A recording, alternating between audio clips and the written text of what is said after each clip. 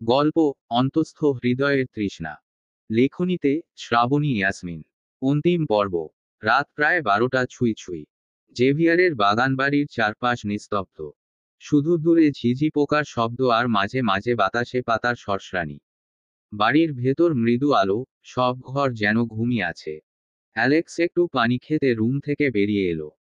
করিডোরে হালকা আলো জ্বলছে, দেয়ালে ছায়া পড়ছে তার শরীরের। হাঁটতে হাঁটতে হঠাৎ থেমে গেল সে। আনায়ার রুমের দরজাটা খোলা। তার কপালে ভাঁজ পড়ল। সে এগিয়ে গিয়ে দরজাটা ঠেলে ভেতরে তাকালো। ঘরটা একদম ফাঁকা। বিছানা হালকা কুঁচকানো, জানালার পর্দা হালকা দুলছে, আর বাতাসে মৃদু আনায়ার পারফিউমের গন্ধ ভাসছে। অ্যালেক্সের চোখ বড় বড় হয়ে গেল। এক মুহূর্ত দেরি না করে সে ফিরে গেল নিজের রুমে। অ্যাশলি তখন বিছানায় আধশোয়া অবস্থায় বই পড়ছিল। অ্যালেক্স দরজা খুলেই বলল, অ্যাশ, তুমি একবার আনায়ার রুমে গিয়ে দেখো তো সে ঘুমাচ্ছে কিনা। অ্যাশলি একটু অবাক হয়ে তাকালো। কেন? কিছু হয়েছে? অ্যালেক্স গম্ভীর গলায় বলল, আমি দরজাটা খোলা দেখেছি। ভেতরে কাউকে পাইনি। অ্যাশলি চমকে উঠে বইটা বন্ধ করল। তারপর ধীরে রুম থেকে বেরিয়ে গেল। আনায়ার রুমে ঢুকে সে চারপাশে তাকালো। বিছানা ফাঁকা, বালিশে কুঁচকে যাওয়া চাদর, জানালা খোলা। অ্যাশলি বারান্দা পর্যন্ত গিয়ে খুঁজল, কিন্তু কোথাও কেউ নেই। তার গলা শুকিয়ে এলো। সে কয়েকবার ডাকল, আপু, আপু, আপনি কোথায়? কোনো সাড়া নেই। শুধু নিঃশব্দ বাতাস, আর দূরে কোনো পাখির ডানা ঝাপটানোর শব্দ। অ্যাশলি হতভম্ব হয়ে ধীরে রুম থেকে বেরিয়ে এলো। রুমে ফিরে এসে দেখল অ্যালেক্স সোফায় বসে আছে, কপালে হাত রেখে। অ্যাশলি নিচু গলায় বলল, আনা আপু রুমে নেই। বারান্দা, বাথরুম, সব জায়গা খুঁজেছি। অ্যালেক্স এক মুহূর্ত স্তব্ধ হয়ে রইল। তারপর উঠে দাঁড়ালো। কোথায় যাবে সে মাঝরাতে? সে একের পর এক রুম, করিডোর, এমনকি বাগানের পথ পর্যন্ত খুঁজে দেখল। কিন্তু আনা কোথাও নেই। বাইরে গিয়ে গেট পর্যন্ত পৌঁছে গেল সে। রাতের অন্ধকারে কেবল গাড়ির চাকা ঘুরে যাওয়ার দাগ পড়েছে ভেজা মাটিতে। অ্যালেক্স থমকে দাঁড়ালো। বুকের ভেতরটা যেন ভারী হয়ে উঠছে। সে চুলে হাত মুষ্টি করে চেপে ধরল। ফিসফিস করে বলল, এইবার আমি ভাইকে কি বলবো? ভাই যদি জানে আমি আনায়াকে একা ছেড়ে রেখেছিলাম। অ্যাশলি ধীরে তার পাশে এসে দাঁড়ালো। নরম গলায় বলল, আমার মনে হয় আপু নিজে থেকেই কোথাও গিয়েছে। অ্যালেক্স মাথা তুলল। চোখে সন্দেহের আভা ফুটে উঠল। তুমি এমন ভাবলে কেন, অ্যাশ? অ্যাশলি ততলাতে লাগলো, এমনি মনে হলো।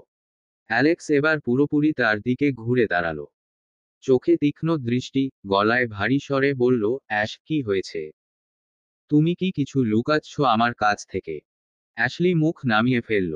গলার কাছে যেন কিছু আটকে গেল। তার ঠোঁট কাঁপছে, চোখে অস্বস্তি স্পষ্ট। অ্যালেক্স এক পা এগিয়ে এলো, এবার আরো নিচু গলায় বলল, তুমি জানো আনা কোথায় গেছে তাই না? অ্যাশলি মাথা নিচু করে দাঁড়িয়ে রইল, নিঃশব্দে। রাতের সেই নরম নীরবতার মধ্যে অ্যাশলির নিঃশ্বাসের শব্দ স্পষ্ট শোনা যাচ্ছে। অ্যাশলির কাঁধ কেঁপে উঠল। চোখ নামিয়ে বলল, আমি জানি না আপু কই গিয়েছে। অ্যালেক্স এবার ধীরে ধীরে তার দিকে এগিয়ে এলো। অ্যাশ, তুমি কিছু লুকাচ্ছ। কি লুকাচ্ছ তুমি? অ্যাশলি মুখ নামিয়ে ফেলল, ঠোঁট কাঁপছে। অ্যালেক্স গলা ভারী করে বলল, তুমি জানো না ভাইয়ের কত শত্রু রয়েছে। এই বাড়িটা তার হলেও আশেপাশে কত চোখ লুকিয়ে থাকে তুমি জানো না। যে কোনো মুহূর্তে যা কিছু হয়ে যেতে পারে। অ্যাশলি চমকে মাথা তুলল। তার চোখে ভয় স্পষ্ট। অ্যালেক্স এবার প্রায় চিৎকার করে বলল, চুপ করে থেকো না, সত্যিটা বলো অ্যাশ। অ্যাশলি ঠোঁট কামড়ে ধরল, তারপর একটা ঢোক গিলে নিচু গলায় সকালের সম্পূর্ণ ঘটনা খুলে বলল। অ্যালেক্স শুনে স্থির হয়ে গেল। কয়েক সেকেন্ড চুপচাপ দাঁড়িয়ে থেকে ধীরে দুই হাত মাথায় রাখল। তারপর চোখ খুলে রাগে গর্জে উঠল, তুমি আমাকে এইসব আগে কেন জানাওনি ইডিয়ট? যদি কিছু হয়ে যায় তাহলে দায় কে নেবে? অ্যাশলি কেঁপে উঠল। অ্যালেক্স রেগে গিয়ে দরজার দিকে এগোলো, গেট পর্যন্ত পৌঁছে হঠাৎ থেমে গেল।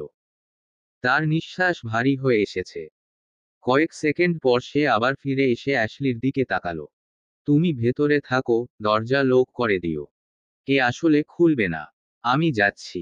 অ্যাশলি উত্তেজিত হয়ে বলল, কিন্তু আমি একা এত বড় বাড়িতে কি করে থাকব? অ্যালেক্স থেমে তাকালো তার দিকে। আনায়ার এখন বিপদ হতে পারে। ওকে খুঁজে বের করতেই হবে। তুমি একা থাকো, ভয় পেও না, আমি দ্রুত ফিরে আসব। অ্যাশলি আবার কিছু বলতে চায় কিন্তু আনায়ার বিপদের কথা ভেবে আর কিছু বলল না। আনা থমথমে মুখে বসে আছে। তার কান যেন বিশ্বাস করতে পারছে না সে সত্যি প্রেগন্যান্ট। চোখ স্থির হয়ে আছে নিজের পেটের দিকে। এরিক স্থিরে সামনে এসে চেয়ার টেনে বসল তার বিপরীতে। ঘরে নিঃশব্দতা ছড়িয়ে আছে, শুধু দেয়ালের ঘড়ির টিকটিক শব্দটা শোনা যাচ্ছে। সেই গলা খাকারি দিয়ে বলল, অবশেষে সত্যের মুখোমুখি হয়ে গেলে তুমি। বাই দা ওয়ে, তুমি ঠিকানা পেলে কি করে, বলো তো? আনা চোখমুখ শক্ত করে বলল, সেই সব আপনার না জানলেও চলবে। তবে আপনারা এত ঘৃণ্য কাজ করতে পারেন আমি কোনোদিন ধারণাও করতে পারিনি। ছি। এরিক্স হালকা মাথা কাত করে শব্দ করে হাসল। তার হাসিতে কেমন এক ভয়ানক প্রশান্তি মিশে আছে। চলো, সে বলল, তোমাকে আজ তাহলে একটা সত্যি কথা খুলে বলি। আনা ভ্রু কুঁচকে তাকালো তার দিকে।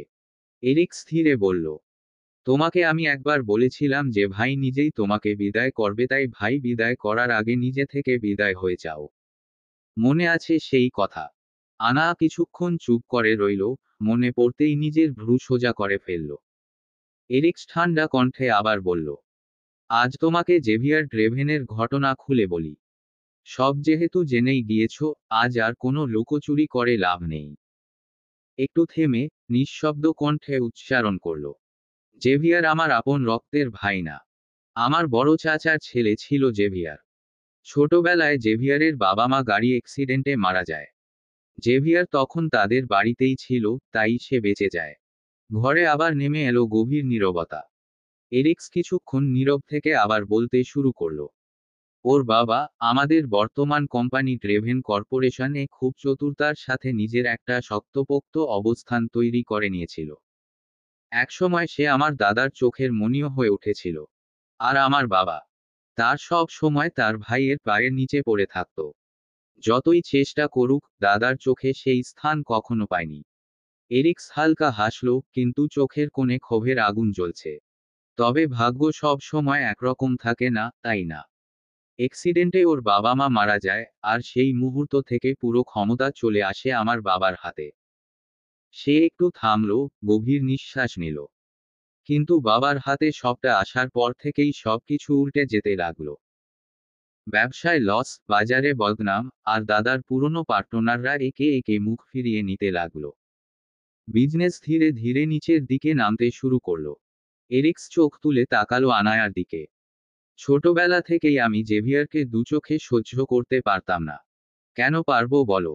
সবাই শুধু ওরই সুনাম করত। সব কাজেই ওর নাম, ওর প্রশংসা, ওর সুনাম, যেন আমি ছিলাম কেবল একটা ডাস্টবিন। এরিক্সের আঙুলগুলো টেবিলের ওপর ধীরে ধীরে ঠক ঠক করতে লাগলো। ওর ধূর্ত বুদ্ধিমত্তা, ওর ঠান্ডা মস্তিষ্ক, সেই সবের জন্যই একসময় এক ড্রাগ সেলার ওর সঙ্গে ডিল করতে চায়। জেভিয়ার প্রথমে রাজি ছিল না এইসব অবৈধ ব্যবসায়। কিন্তু আমার বাবাই এত টাকার লোভ সামলাতে পারেনি। এরিক্স থেমে গিয়ে একবার নিচু গলায় ফিসফিস করে বলল, ওকে জোর করে যেই পথে নিয়ে যায় আমার বাবা। আনা স্থির হয়ে বসে শুনছিল। জেভিয়ার সব সময় আমার পছন্দের জিনিসগুলো ছিনিয়ে নিয়েছে, যেমন তোমাকেই দেখো না। সে বলল নিঃশব্দে, এই ব্যবসা নিজে সামলায়, আর আমাকে যেন শুধু একটা কর্মচারী বানিয়ে রেখেছে। ওর ওপর আমার বহুদিনের ক্ষোভ ছিল, আর সেই ক্ষোভই আমি পূরণ করি ওর বোনকে দিয়ে। আনায়ার বুকের ভেতরটা কেমন যেন কেঁপে উঠল। এরিক্স ঠান্ডা, স্থির কণ্ঠে বলতে লাগলো, আমি ওর বোনকে যেন প্রচুর যন্ত্রণা দিয়ে মেরেছি। ওর সব রাগ, ওর সব অন্যায়ের প্রতিশোধ আমি ওর বোনের ওপর ঢেলে দিয়েছিলাম।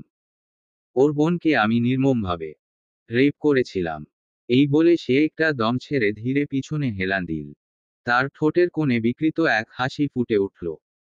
সব করেছি আমি, সে হালকা করে ফিসফিস করে বলল, আর দোষ ফেলেছি ভিক্টরের ঘাড়ে। আমার এক ঢিলে দুই পাখি মারা হলো। এরিক্সের চোখে এখন কেমন এক অদ্ভুত তৃপ্তি। ভিক্টর নিজেও জানে না আসলে কি হয়েছে। সে তো সেদিন পুরো ড্রাঙ্ক ছিল, নিজের অপরাধটা তার নিজের কাছেই অস্পষ্ট। এরপর সে ধীরে মাথা ঘুরিয়ে আনায়ার দিকে তাকালো তীক্ষ্ণ চোখে। এখন তোমার পয়েন্টের কথাগুলো বলি চলো। সে নিচু গলায় বলল, ঘরের বাতাস হঠাৎ ভারী হয়ে উঠল। আনা স্থির হয়ে তাকিয়ে রইল তার দিকে ভয় আর ঘৃণার দৃষ্টিতে। এরিক্স আবার বলতে শুরু করল, মেয়েদের ধরার কাজে সাধারণত জেভিয়ার কখনো নিজ কোনো হাত লাগায় না। মানুষের মাধ্যমে এইসব হয়, চুক্তি, অপারেশন, কাউকে দিয়ে ব্যবস্থা করানো, এইসব লোক দিয়েই করায়। জেভিয়ার আর ভিক্টরের মধ্যে সব সময় এমনই এক অদ্ভুত প্রতিযোগিতা চলে।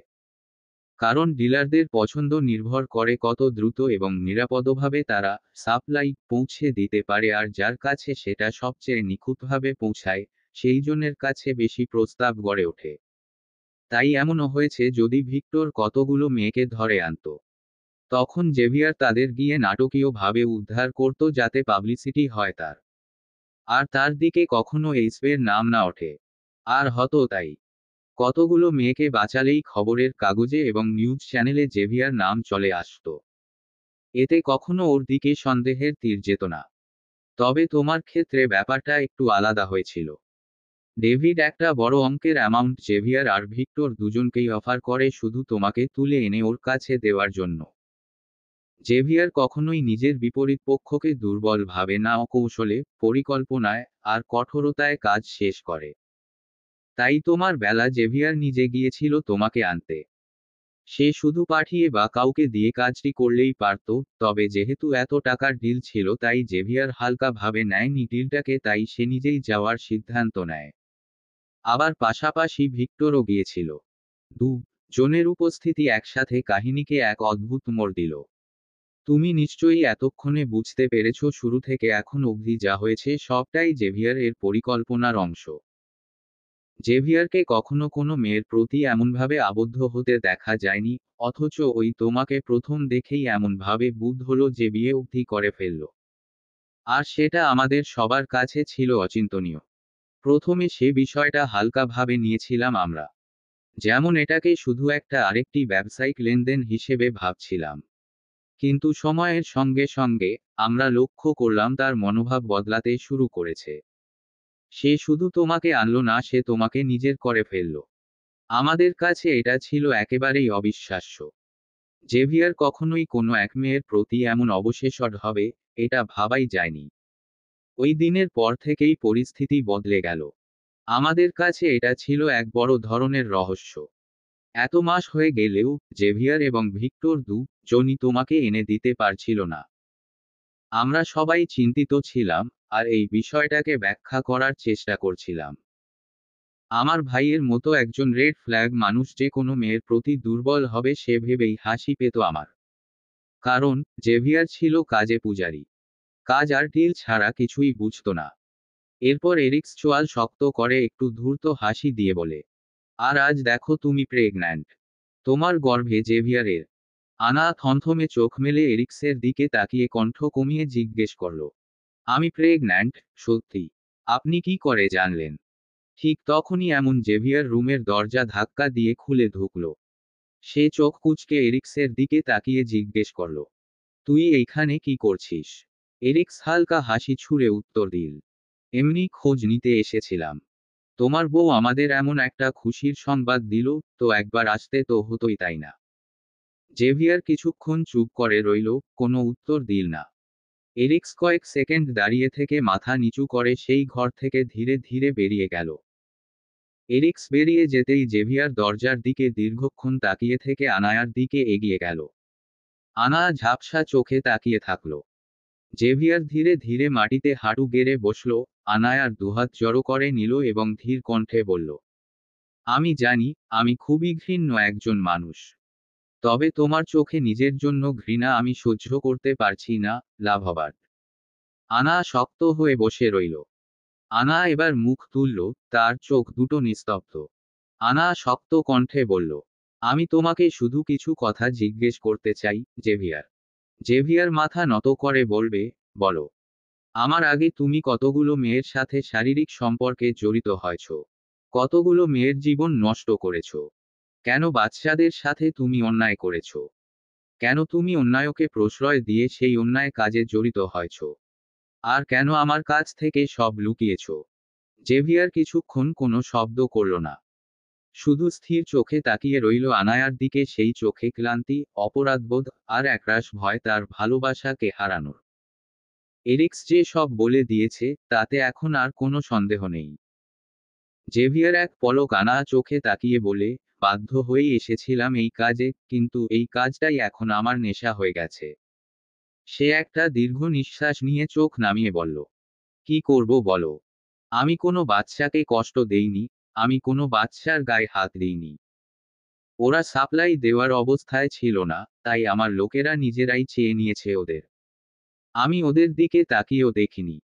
আনা শব্দ করে হেসে ফেলে বলবে, বাহ জেভিয়ার, সুন্দর কথা বললে কিন্তু।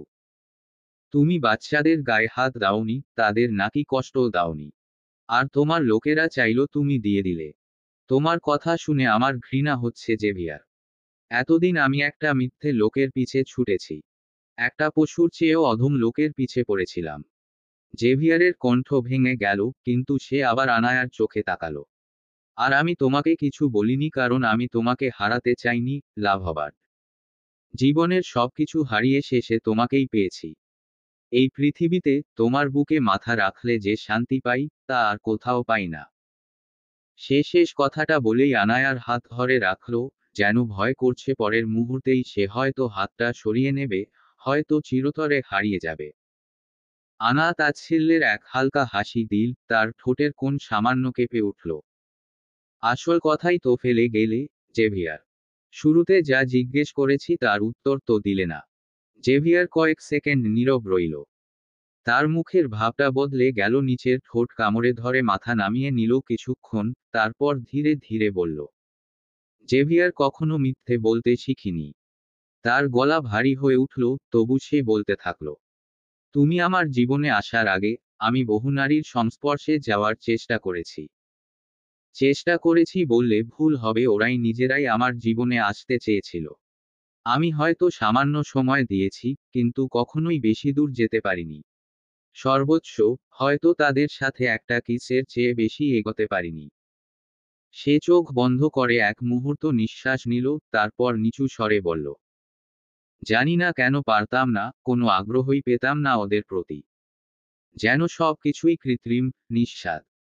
জেভিয়ার ধীরে মুখ তুলে তাকালো আনায়ার দিকে, চোখের গভীরে জমে থাকা অপরাধবোধের ভেতরেও এক অনড় ভালোবাসা। তুমি আমার জীবনের প্রথম নারী, যাকে আমি গভীর থেকেও গভীরতমভাবে স্পর্শ করেছি। যাকে আমি আমার সবটা দিয়ে ভালোবাসা দেওয়ার চেষ্টা করেছি। হ্যাঁ, তুমি সেই নারী, যার দিকে চোখ পড়লে আমার দৃষ্টি কখনো সংযত থাকত না। তার কণ্ঠ এখন কেঁপে উঠছে হালকা। তবুও বলতে লাগলো, তুমি ছাড়া আর কোনো নারীর এতটা সংস্পর্শে আমি যাইনি, আনা। তুমি আমার জীবনের প্রথম এবং শেষ নারী, যাকে আমি আমার সবটা ভালোবাসা বিলিয়ে দিয়েছি। জেভিয়ারের মুখে নিজের নাম প্রথমবার শুনে আনা থমকে গেল। জেভিয়ারের ঠোঁট কাঁপছে হালকা, চোখে ক্লান্তির ছাপ, তবু একরাশ মমতা ভাসছে। আনা এবার নিজের বুকের মধ্যে জমে থাকা তীব্র রাগটাকে সামান্য সংযত করে ফেলে।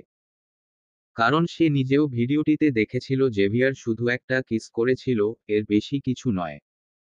জেভিয়ার ধীরে তার কাছে এগিয়ে এসে আনায়াকে নিজের কাছে টেনে নেয়। তারপর আনায়ার উরুর ওপর মাথা রেখে নিচু কণ্ঠে বলে, তুমি ছাড়া আমার আপন কেউ নেই, লাভবার্ড। মা বাবা, বোন, সবাইকে হারিয়ে আমি যে নিঃস্ব। আমার জীবনের গন্তব্যহীন পথের একমাত্র দিশা তুমি। আর তোমাকে হারিয়ে ফেললে সত্যি বলছি পৃথিবী থেকে আমার অস্তিত্ব বিলীন হয়ে যাবে। আনা স্থির হয়ে তাকিয়ে থাকে তার দিকে। তার চোখে জল ভেসে ওঠে। আনা জেভিয়ারের গালে হাত দিয়ে ঝাপসা চোখে তাকিয়ে বলে, আমার জন্য এইসব ছেড়ে দিতে পারবে তুমি, জেভিয়ার? এই অন্ধকার জগৎ, এই রক্তের ব্যবসা, এই ভয়ঙ্কর বাস্তবতা সব ছেড়ে আমার সাথে নতুন করে বাঁচতে পারবে? জেভিয়ার ধীরে মাথা তলে। এইটা সম্ভব না, সে বলে নরম কিন্তু ভারী গলায়। আমি চাইলেও পারবো না। এই দুনিয়া এমনভাবে জড়িয়ে আছে আমার সঙ্গে, আমি সরে গেলে আমার জায়গায় আরেকজন আসবে। আর সে যদি আমার চেয়েও নির্মম হয়। আনা কিছুক্ষণ চুপ থেকে নিচু গলায় বলে, আমি কি সত্যি প্রেগন্যান্ট? জেভিয়ার মুচকি হেসে বলে, হ্যাঁ, তুমি সত্যি প্রেগন্যান্ট। আমি প্রেগন্যান্ট তো আমি কেন জানি না? তোমরাই বা জানলে কি করে? আনা ভ্রু কুঁচকে জিজ্ঞেস করে। জেভিয়ার ঠান্ডা ভাবেই বলতে থাকে, তখন তুমি জ্ঞান হারানোর পর ডক্টর এসে চেক আপ করেছিল তোমায়। তিনিই বলেছেন।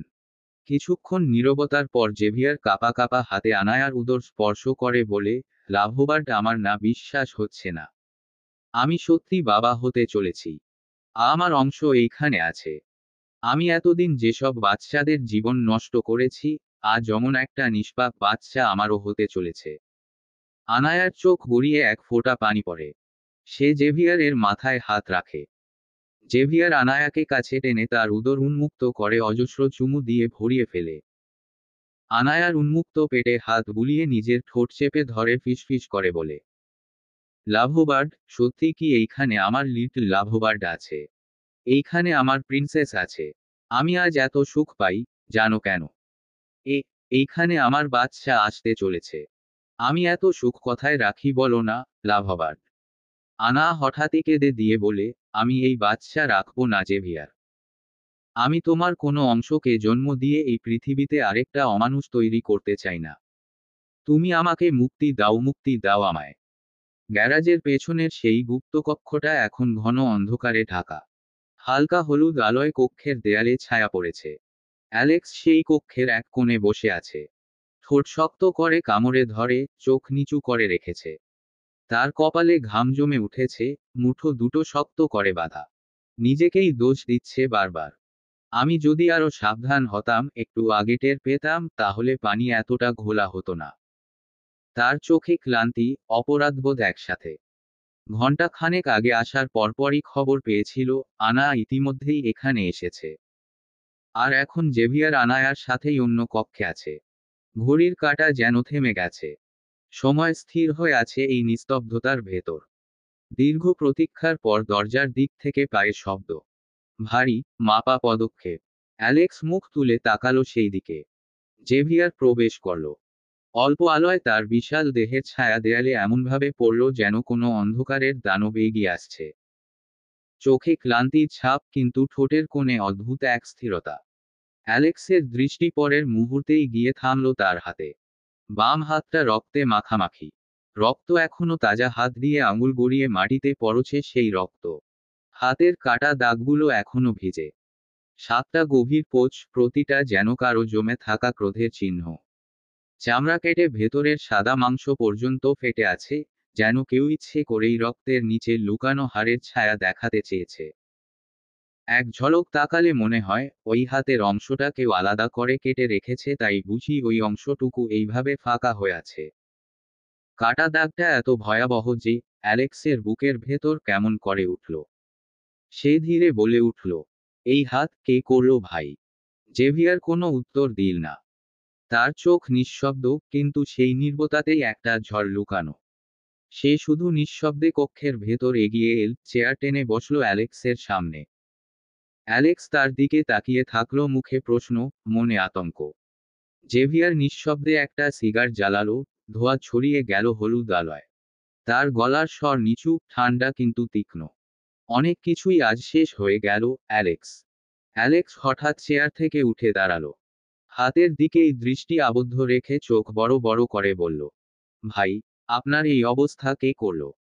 রক্ত বন্ধ করতে হবে এখনই, নয়তো বড় কোনো ক্ষতি হয়ে যাবে। জেভিয়ার কোনো কথা বলল না। সে নিচের দিকে তাকিয়ে রইল নিঃশব্দ, স্থির। ঘরের আলোয় তার ছায়া আরো ঘন হয়ে উঠল। কিছুক্ষণ চুপ থেকে ধীরে, ভারী স্বরে বলল, অ্যালেক্স, জানো, আমার বাচ্চা আসতে চলেছে। অ্যালেক্স অবাক হয়ে তাকিয়ে রইল। জেভিয়ারের কণ্ঠে কোনো রাগ নেই, বরং এক অদ্ভুত শান্তি। জেভিয়ার আবার বলল, মুখে একরাশ তিক্ত হাসি ফুটে উঠল, আমি বাবা হতে চলেছি। আমার লাভবার্ড প্রেগন্যান্ট। তার চোখে যেন অন্ধকারের মধ্যেও একটুখানি আলো জ্বলে উঠল।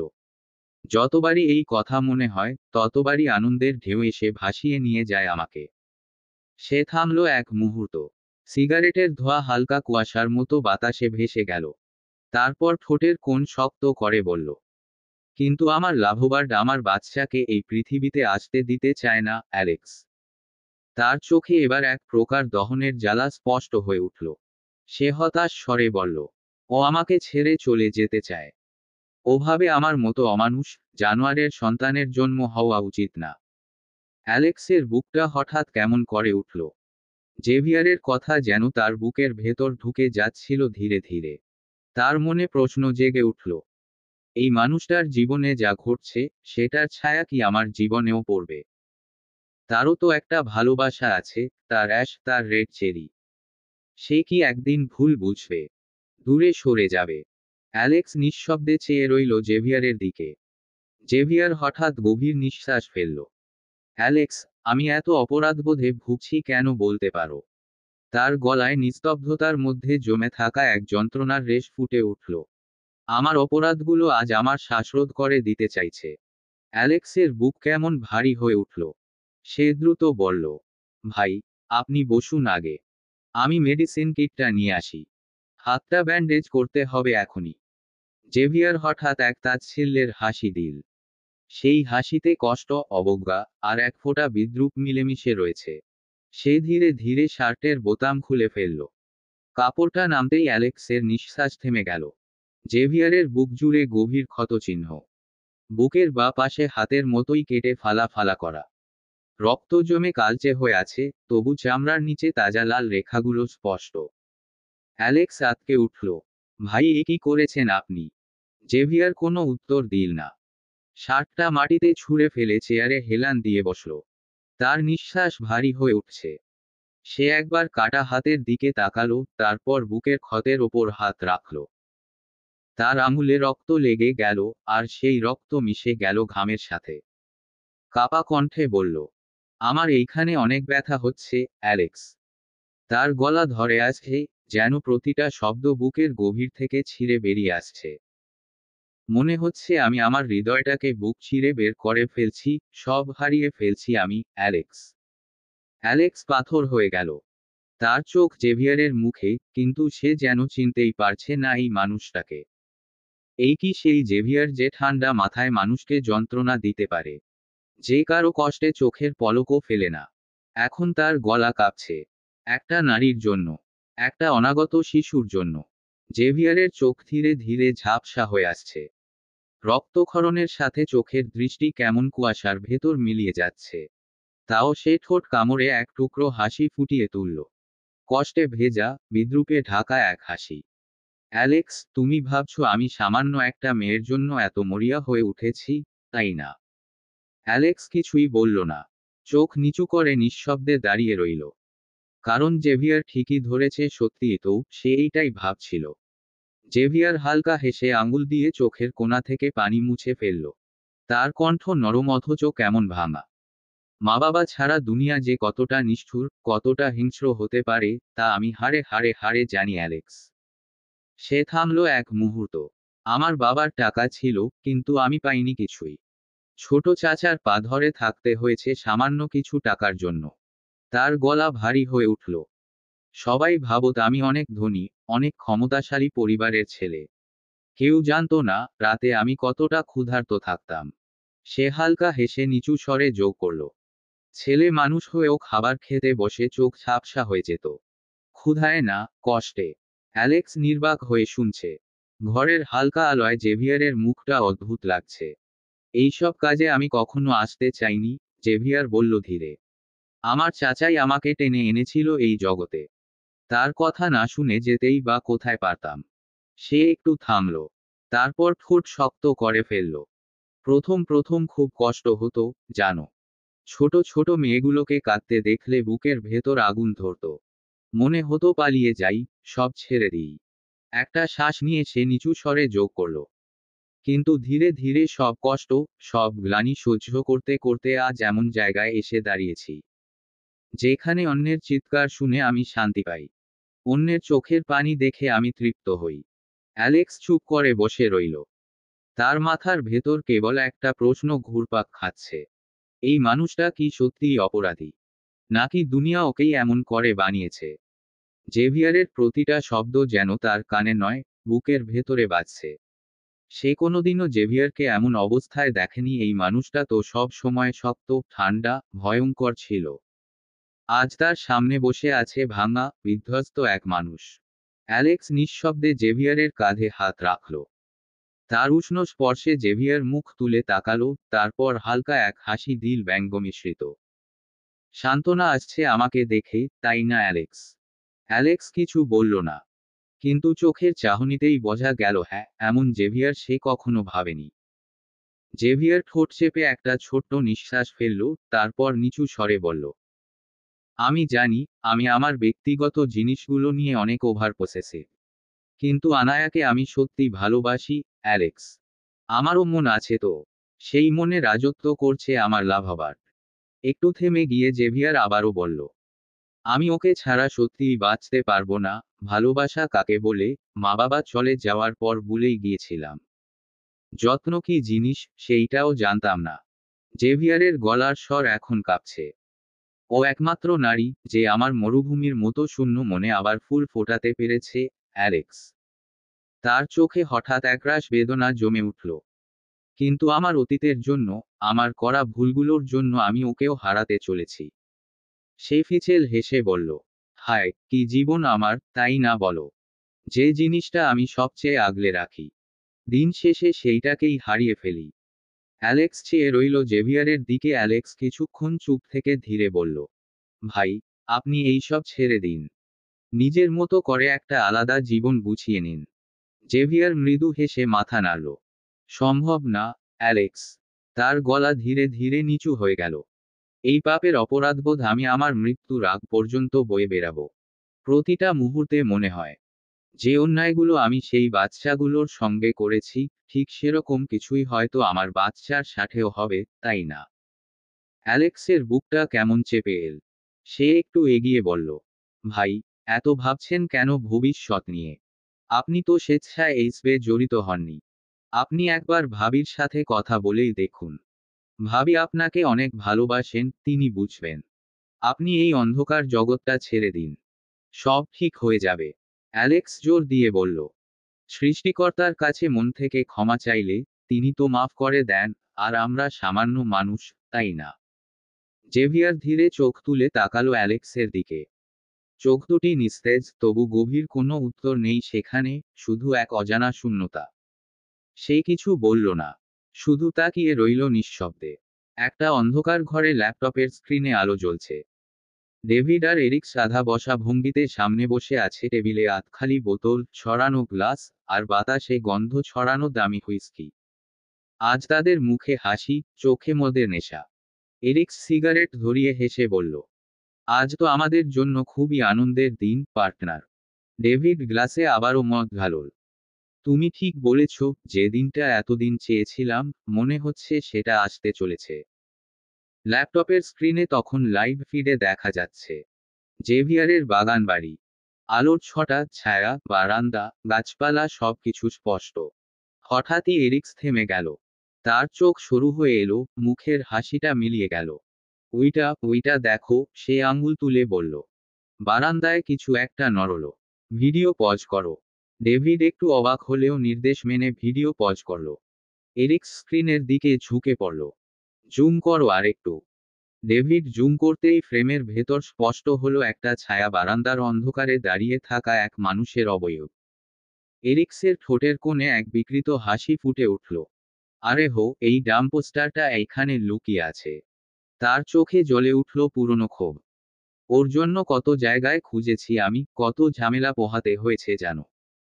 আজ আজ আমি নিজেই ওর খবর নিচ্ছি। এই বলেই সে চেয়ার সরিয়ে দাঁড়িয়ে গেল। ডেভিড একটু দ্বিধায় পড়ল। এই সময় যাচ্ছ নাকি? এখন তো। চুপ থাকো, এরিক্স গর্জে উঠল। চলো আমার সাথে। এবার এই খেলাটার শেষ টানার সময়। ডেভিডও কিছু না বুঝে তার পিছু নিল। ল্যাপটপের স্ক্রিনে তখনও স্থির হয়ে আছে সেই ফ্রেম। বারান্দায় দাঁড়িয়ে থাকা ছায়ামূর্তি, যাকে দেখে দুটো নেশাগ্রস্ত চোখ এখন আগুনে ঝলমল করছে। 10 মিনিটের ড্রাইভিং শেষে কালো গাড়িটা এসে থামল জেভিয়ারের বাগানবাড়ির গেটের সামনে। নীরব রাত, আকাশে ম্লান চাঁদ, চাঁদের আলোয় গেটের উপরে ঝলমল করছে স্টিলের নেম প্লেট। বাড়িটা নিস্তব্ধ। দূর থেকে মনে হচ্ছে যেন কেউ নেই ভেতরে। হাওয়ায় পাতার মৃদু শব্দ। আর সেই নির্জনতায় এরিক্সের ঠোঁটে ফুটে উঠল বিকৃত এক হাসি। এই তো। সে ফিসফিস করে বলল। ডেভিড কিছু না বলে তার পিছু নিল। জন ধীরে ধীরে বাগানবাড়ির দিকে এগোতে লাগলো, চাঁদের আলোয় তাদের ছায়া লম্বা হয়ে পড়ল ঘাসের উপর। ঠিক তখনই নীরবতা ভেদ করে তীক্ষ্ণ শব্দে ভেসে এলো ঘেউ ঘেউ শব্দ। টাইসন আর ভেনম জেভিয়ারের বিশ্বস্ত দুই পাহারাদার কুকুর বাগানের দিক থেকে ছুটে এলো তাদের দিকে।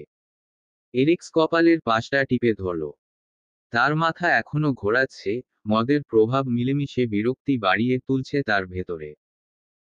টাইসন এগিয়ে আসতেই এরিক্স মাটির দিকে সামান্য ঝুঁকে জুতার পাশের ভেতর থেকে একটা ছোট ছুরি টেনে বের করল।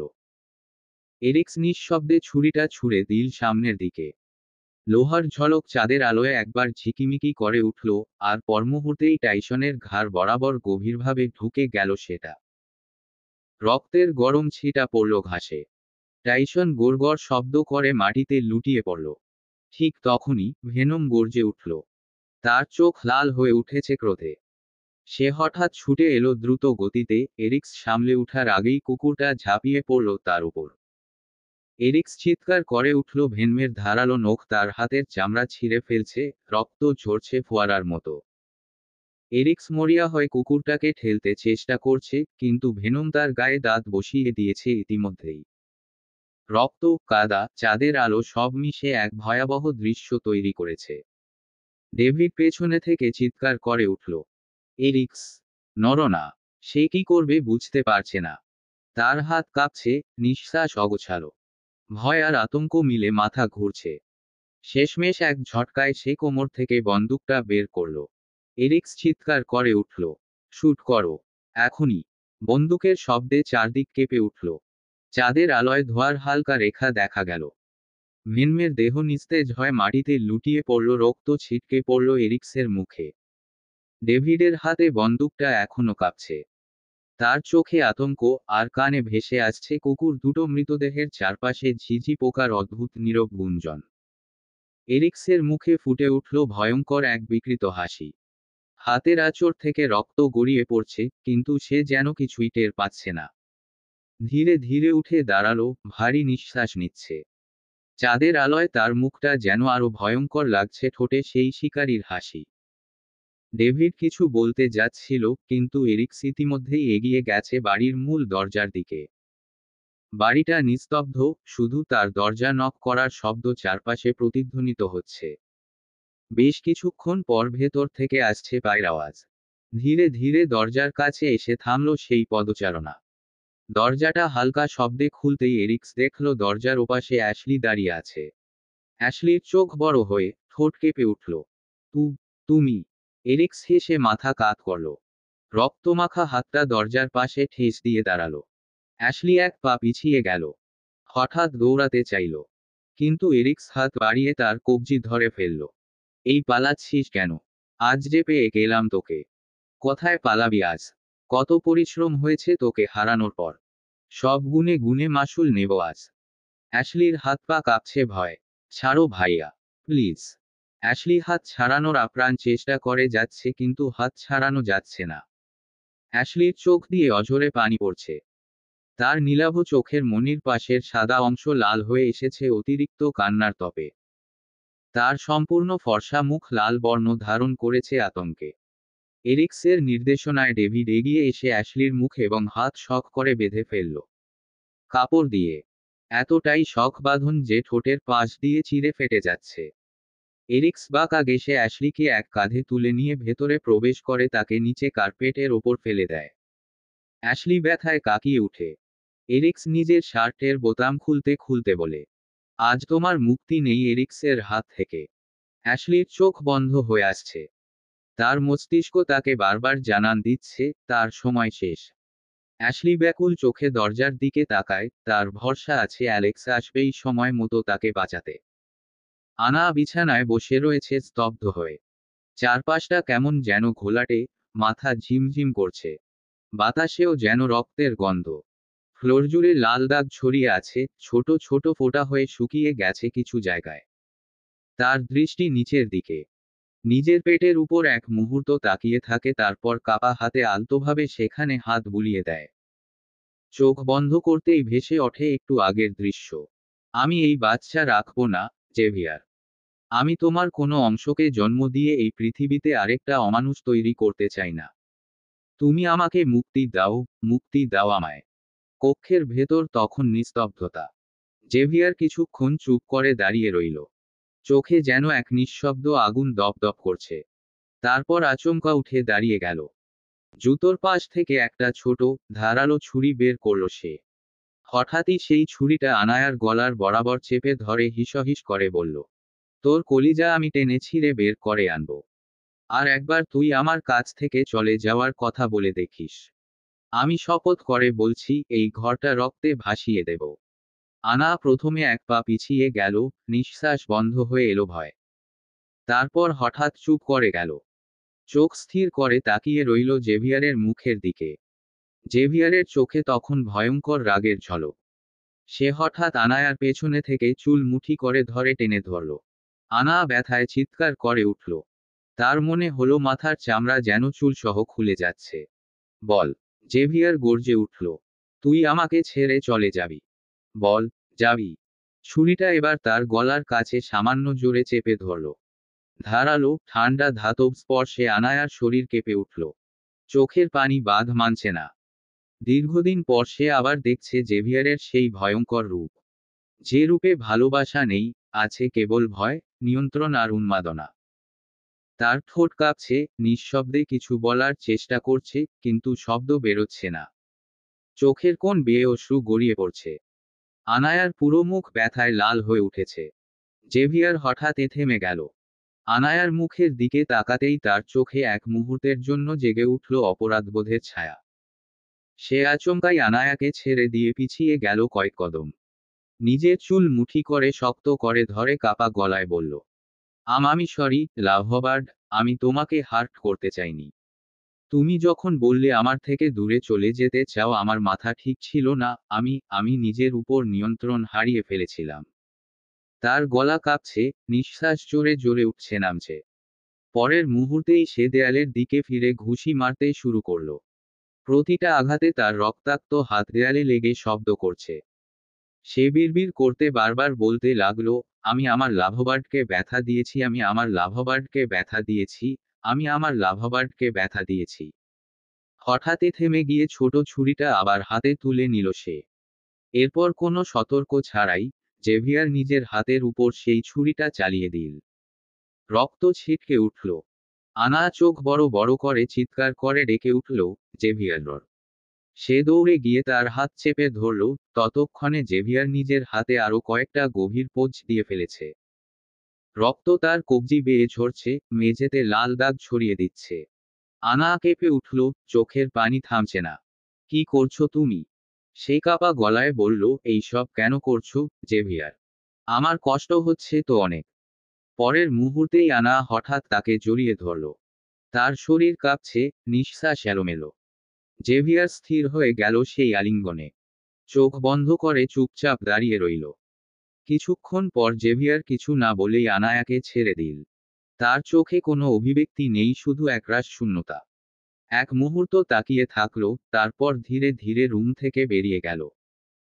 দরজাটা বন্ধ হওয়ার সঙ্গে সঙ্গে ঘরটা যেন নিঃশ্বাস হারালো।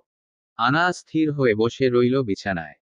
সবকিছু কেমন এলোমেলো, ঘোলাটে লাগছে।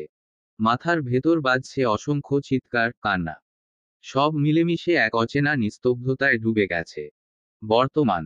সে একটা গভীর দীর্ঘশ্বাস ফেলল। তার মনে পড়ল নানু আপার মুখটা, সেই মায়ভরা মুখ, সেই আশ্রময় কোলে মাথা রেখে কাটানো দিনগুলো। কিন্তু বিয়ের পর থেকে জেভিয়ার আর যেতে দেয়নি সেখানে। যতবার অনুরোধ করেছে, সেই কথার ফাঁকে ফাঁকেই এড়িয়ে গেছে। নানু আপা। মুখে নামটা উচ্চারণ করতেই বুকের ভেতর হাহাকার উঠে এল। আনা ধীরে ধীরে নিজের পেটের দিকে তাকালো। তাতে হাত বুলিয়ে নিজের মুখ ঢেকে ফেলল। তার কাঁধ কেঁপে উঠল হালকা, তারপর নিঃশব্দ কান্নায় ভেঙে পড়ল সে। চোখের পানি টুপোটুপ করে পড়ে যাচ্ছে। হঠাৎ পায়ের কাছে ঠান্ডা কিছু একটা স্পর্শ করল। আনা চমকে উঠল। মুখ থেকে হাত সরিয়ে নিচে তাকাতেই তার দৃষ্টি স্থির হয়ে গেল। জেভিয়ার। সে মেঝেতে হাঁটু গেড়ে বসে আছে, মাথাটা আনায়ার হাঁটুর গায়ে ঠেকানো। দেখে মনে হচ্ছে একটা বিশাল দানব যেন ভেঙে পড়েছে নিঃশেষ হয়ে। আনা আপা একটু সরাতেই জেভিয়ার ধীরে মাথা তুলল। তাদের চোখ এক মুহূর্তের জন্য মিলল। আনা আঁতকে উঠল। জেভিয়ারের চোখ দুটো ভয়ঙ্কর রকম লাল, ক্লান্তিতে, অনিদ্রায়, অনুশোচনায় পুড়ে যাওয়া চোখ। মুখটা শুকিয়ে গেছে, ঠোঁট ফেটে গেছে। তবু সেই চোখের গভীরে একটা অচেনা যন্ত্রণা ঘুরে বেড়াচ্ছে, যেন এমন এক কষ্ট যা সে চাইলেও প্রকাশ করতে পারছে না। আনা স্থির হয়ে তাকিয়ে রইল তার দিকে। জেভিয়ার ধীরে নিঃশ্বাস নিল, কাপা গলায় ফিসফিস করে বলল, তুমি জানো না, লাভবার্ড, তোমাকে হারানোর ভয়টা কতটা ভয়ঙ্কর। আনা আর নিজেকে ধরে রাখতে পারছে না। তার সামনে যে মানুষটা বসে আছে, যে একসময় শক্ত, ভয়ঙ্কর আর নিয়ন্ত্রণহীন ছিল, আজ সেই ভেঙে পড়েছে টুকরো টুকরো হয়ে। জেভিয়ার আনায়ার পায়ের কাছে বসে আছে, মাথা নত। তার কণ্ঠে এক ধরনের অচেনা নর্মতা, এক অসহায় শিশুর মতো কম্পন। লাভবার্ড, আমার বুকটা খুব জ্বলছে। তোমার বুকে একটু মাথা রাখতে দেবে আমায়? একবার তোমার দেহের উষ্ণতা অনুভব করতে চাই। তোমার বডি স্মেলটা নিতে চাই, একবারের জন্য। তার কথাগুলো শুনে আনায়ার বুকের ভেতর হাহাকার জেগে উঠল। আনায়ার চোখে পানি এসে গেল। তার নিজের ভিতরটা যেন গলে যাচ্ছে। ভালোবাসা, ঘৃণা, ভয়, মায়া সব একসাথে জড়িয়ে যাচ্ছে এক অদ্ভুত ব্যথায়। সে কিছুক্ষণ নিঃশব্দে তাকিয়ে থাকল জেভিয়ারের দিকে। তার রক্তমাখা হাত, কাঁপা নিঃশ্বাস, ভাঙা চোখের দৃষ্টি সবকিছুই আনায়ার হৃদয়ে ব্যথার ঢেউ তুলল। আনা আর কোনো দিক না ভেবেই জেভিয়ারের বুকে ঝাঁপিয়ে পড়ল। জেভিয়ার যেন এই মুহূর্তটারই অপেক্ষায় ছিল। সে আনায়ার ছোট্ট দেহটাকে গুটিয়ে নিজের বুকের মাঝে শক্ত করে চেপে ধরল। যেন ভয় পাচ্ছে এক মুহূর্তে এই মেয়েটা আবার হারিয়ে যাবে কোথাও। তারপর ধীরে ধীরে জেভিয়ার আনায়ার কপালে, চোখে, গালে, ঠোঁটে, পুরো মুখ জুড়ে একের পর এক চুম্বনে ভরিয়ে দিল। তার ঠোঁটে যেন দুঃখ, অপরাধবোধ আর ভালোবাসা একসাথে গলে যাচ্ছে। আনা চোখ বন্ধ করে নিঃশব্দে কেঁপে উঠল। তার চোখ বেয়ে গড়িয়ে পড়ল এক ফোঁটা শান্তির অশ্রু। কয়েক মিনিট পর আনা ধীরে জেভিয়ারের চোয়ালে হাত রাখল। সে নরম কণ্ঠে বলল, তোমার সব ভুল, সব পাপ আমি ক্ষমা করতে প্রস্তুত, জেভিয়ার। চলো না, আমরা সবকিছু নতুন করে শুরু করি। জেভিয়ার স্থির হয়ে তাকিয়ে রইল তার মুখের দিকে, চোখ ফুলে আছে কান্নায়, পাপড়ি ভেজা, ঠোঁট কাঁপছে অল্প। হঠাৎ সে দাঁড়িয়ে আনায়ার কোমর চেপে ধরল, এক মুহূর্তেই তাকে তুলে নিল নিজের বাহুবন্ধনে। আনা স্বতঃস্ফূর্তভাবে পা দিয়ে জেভিয়ারের কোমর জড়িয়ে নিল। জেভিয়ার আনায়ার ঠোঁটে নরম চুমু রেখে ফিসফিস করে বলল, সব রাজি আমি, লাভবার্ড, তোমার সব কথা মানতে প্রস্তুত আমি। আমি সব ছেড়ে দিতে পারি, শুধু তোমাকে ধরে রাখার জন্য। আনা হালকা হেসে তার গলা জড়িয়ে ধরল। অ্যালেক্স মনোযোগ দিয়ে গাড়ি চালাচ্ছে। তার ঠোঁটে এক মুচকি হাসি খেলছে। মানুষের ভালোবাসা দেখতে কেমন ভালো লাগে, তাই না? জেভিয়ার আর আনায়ার সমস্যা মিটে গেছে, আর হয়তো সবচেয়ে বেশি স্বস্তি পেয়েছে অ্যালেক্সি। ভাইয়ের কষ্ট, তার নিঃশব্দ যন্ত্রণা সে আর দেখতে পারছিল না। চোখের সামনে জেভিয়ারের হাসিমুখ ভেসে উঠল, আর অ্যালেক্সের বুকটা কেমন উষ্ণ হয়ে উঠল। সব ঠিকঠাক হয়ে যাচ্ছে অবশেষে। তার মনে পড়ে গেল অ্যাশলির কথা। ও একা বাড়িতে কি করছে এখন, ভাবল অ্যালেক্স। সময় তো অনেক হয়েছে। একা একা ভয় পাচ্ছে না তো? এই সমস্যার সমাধান করতে গিয়ে সে অ্যাশলির দিকে ভালো করে নজর দিতে পারেনি। সে গাড়ির স্পিড একটু বাড়িয়ে দিল। রাতের রাস্তা ফাঁকা, বাতাসে এক অদ্ভুত নীরবতা। গাড়ি যত এগোচ্ছে, অ্যালেক্সের বুক কেমন যেন কেঁপে উঠছে। কেন জানে না, কোনো অজানা আশঙ্কা তার ভিতর গুঞ্জন তুলছে। বাড়ির কাছে এসে গাড়ি থামালো সে। ইচ্ছে করেই ভেতরে নেয়নি। সে ভাবল কালই সে অ্যাশলিকে নিয়ে এখান থেকে চলে যাবে। সবকিছু গুছিয়ে ফেলেছে সে মনে মনে। কালই তাকে বিয়ের প্রপোজাল দিবে সে, বিশেষভাবে, ভালোবাসায়, যত্নে। আর যদি সব ঠিক থাকে তাহলে এই সপ্তাহেই বিয়ে করে ফেলবে। মনে এই ভাবনা নিয়েই রাস্তার ধারে হাঁটতে হাঁটতে তার চোখে পড়ল একটি লাল গোলাপ। বাগানের পাশে বাহিরে ফুটে আছে, ফুলটি একদম চোখে পড়ার মতো সুন্দর। অ্যালেক্স থেমে গেল। হেসে হাত বাড়িয়ে ফুলটা ছিঁড়ে নিল। একটা অশ্ন সন্তুষ্টির হাসি ছড়িয়ে পড়ল ঠোঁটে। কিন্তু বাড়ির মূল ফটকের কাছে পৌঁছাতেই তার বুকটা কেমন থমকে গেল। হঠাৎ করে শরীরটা ভারী লাগছে। অ্যালেক্স স্থির হয়ে দাঁড়িয়ে রইল। এই অনুভূতিটা কেন হচ্ছে? নিজেকেই প্রশ্ন করল সে। মূল ফটকটা আধখোলা। অ্যালেক্সের বুকের ভেতর কেমন যেন হালকা ঝাঁকুনি লাগল। সে তো এই ফটক বন্ধ করে রেখে গিয়েছিল। তার মুখের হাসিটা মিলিয়ে গেল।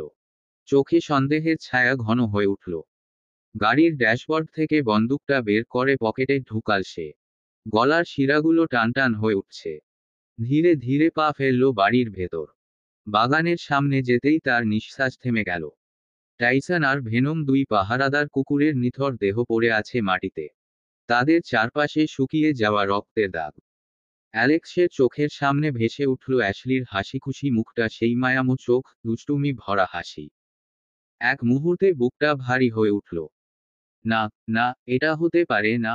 নিজের মুখেই বিড়বিড় করল সে, তারপর দৌড়ে গেল বাড়ির ভেতরে। দরজাটা ভেজানো ছিল। অ্যালেক্স হাত বাড়িয়ে ঠেলতেই দরজাটা ধীরে খুলে গেল। আর পরের মুহূর্তে তার পায়ের তলার মাটি যেন সরে গেল। চারপাশের দুনিয়া দুলে উঠল। চোখের সামনে যা দেখছে তা যেন বিশ্বাস করা যায় না। তার হাত থেকে গোলাপটা ছিটকে পড়ে গেল মেঝেতে। লাল পাপড়িগুলো ছড়িয়ে গেল চারদিকে। অ্যালেক্সের পা আর এগোচ্ছে না। সেই জায়গাতেই যেন জমে গেল সে। চোখে স্থির ভয়, বুকের ভেতর ঝড়। তার সামনে অ্যাশলি, যার ছোট্ট দেহটা পড়ে আছে মেঝেতে, ক্ষতবিক্ষত, রক্তে ভেজা, নিস্তব্ধ। তার গায়ের বুকের অংশ উন্মুক্ত হয়ে আছে। তার স্তনের প্রান্ত কেটে ফেলা হয়েছে। এবং সেই বুকের কাটা স্থানে শুকনো মরিচ এবং লবণ মিশিয়ে লাগানো। পেটে, বুকে, গলায়, ঘাড়ে ছুরি দিয়ে পোঁচানো হয়েছে।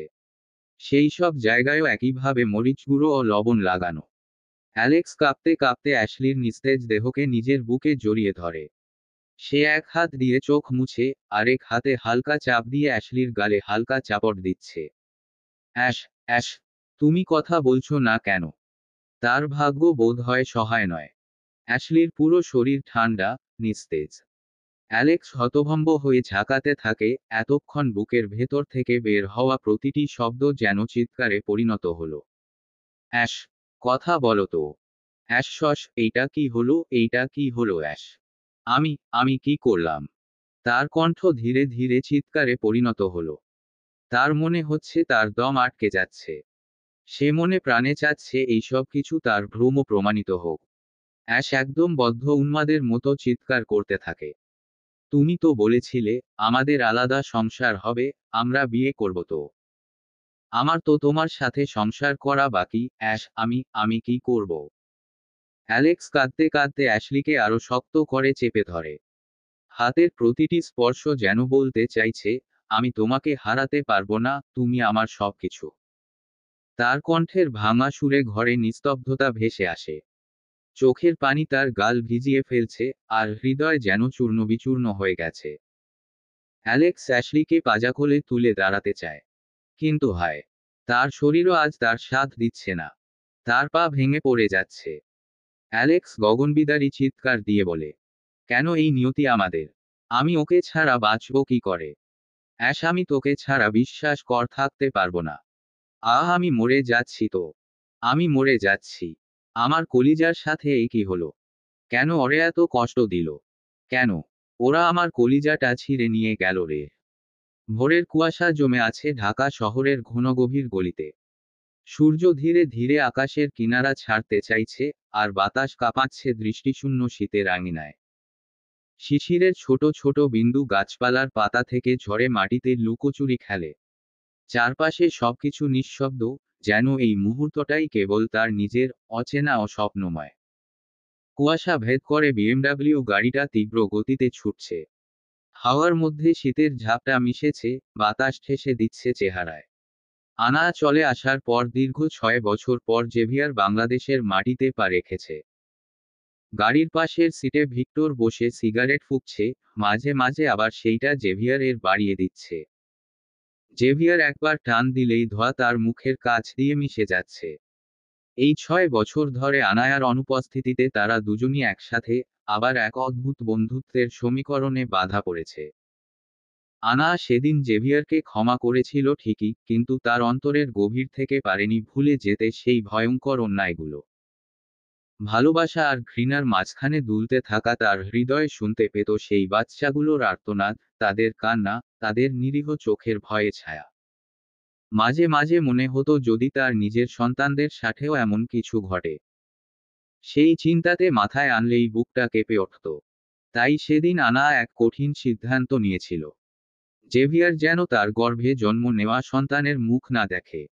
তার শাস্তি হবে বেঁচে থেকেও বিচ্ছিন্ন থাকা তাদের থেকে। নিজের সন্তানদের অস্তিত্ব জেনেও ছুঁতে না পারা, জানতে না পারা তাদের কণ্ঠস্বর, তাদের প্রথম হাঁটা, প্রথম হাসির গল্প। ওদের জন্মের পর 5 বছর জেভিয়ার আনা কিংবা বাচ্চাদের কোনো খোঁজ রাখতে পারবে না। কোনো যোগাযোগ নয়, কোনো বার্তা নয়, একবারের জন্যও না। এটাই হবে তার পাপের শাস্তি। জেভিয়ার তখন সম্পূর্ণ স্তব্ধ হয়ে গিয়েছিল। সে জানতো আনা তার হৃদয়ের সব ভালোবাসা দিয়ে এই যন্ত্রণা বেছে নিয়েছে। আর জেভিয়ার নিজের অপরাধের প্রায়শ্চিত্ত হিসেবে সেটাই মাথা পেতে গ্রহণ করেছিল। সেই দিন থেকেই সে পরিবর্তন করে। জেভিয়ার আর কোনো অনৈতিক কাজে জড়ায়নি, না কোনো রক্ত, না কোনো সহিংসতা, সবকিছু থেকে নিজেকে দূরে সরিয়ে রেখেছে। কিন্তু এক জিনিসে সে হেরে গিয়েছিল, তা হলো সিগারেট। আনায়ার অনুপস্থিতিতে তার ভেতরের যন্ত্রণা নিভানোর একমাত্র উপায় হয়ে উঠেছিল এই নেশা। এমনও দিন গেছে যখন সে টানা 24 ঘন্টায় 15 প্যাকেট সিগারেট শেষ করেছে।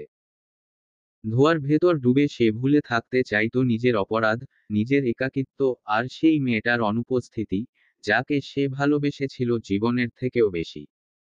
আজ এত বছরের অপেক্ষার অবসান হলো। দীর্ঘ 6 বছরের নীরব প্রতীক্ষার পর জেভিয়ারের বুকের মধ্যে অদ্ভুত এক কাঁপুনি কাজ করছে। তার সময়জ্ঞান ভুল না হয়ে থাকলে আজ 5 বছর পূর্ণ হলো তার সন্তানের। বাইরে এখনো সূর্য মামার দেখা মেলেনি, কিন্তু ঘড়ির কাঁটা 6টা পেরিয়ে গেছে। ভোরের কুয়াশা এখনো শহরের গায়ে লেপ্টে আছে, ঠান্ডা বাতাস গাড়ির জানালা ভেদ করে কাচের ভেতর ঢুকে গাল ছুঁয়ে যাচ্ছে। রাজকীয় ভঙ্গিতে ছুটে চলা বিএমডাব্লিউটি এসে থামল এক পুরনো বাড়ির সামনে, আনায়ার মামাবাড়ি। সে আসার আগে সব খবর নিয়ে রেখেছিল। জানতে পেরেছে আনা এখন বাংলাদেশে, তার নানু আপার কাছে। গাড়ি থামতেই ভিক্টর জানালার কাঁচ নামিয়ে শেষ এক টান দিল সিগারেটে, তারপর নিঃশব্দে ছাই ফেলে দিল বাইরে।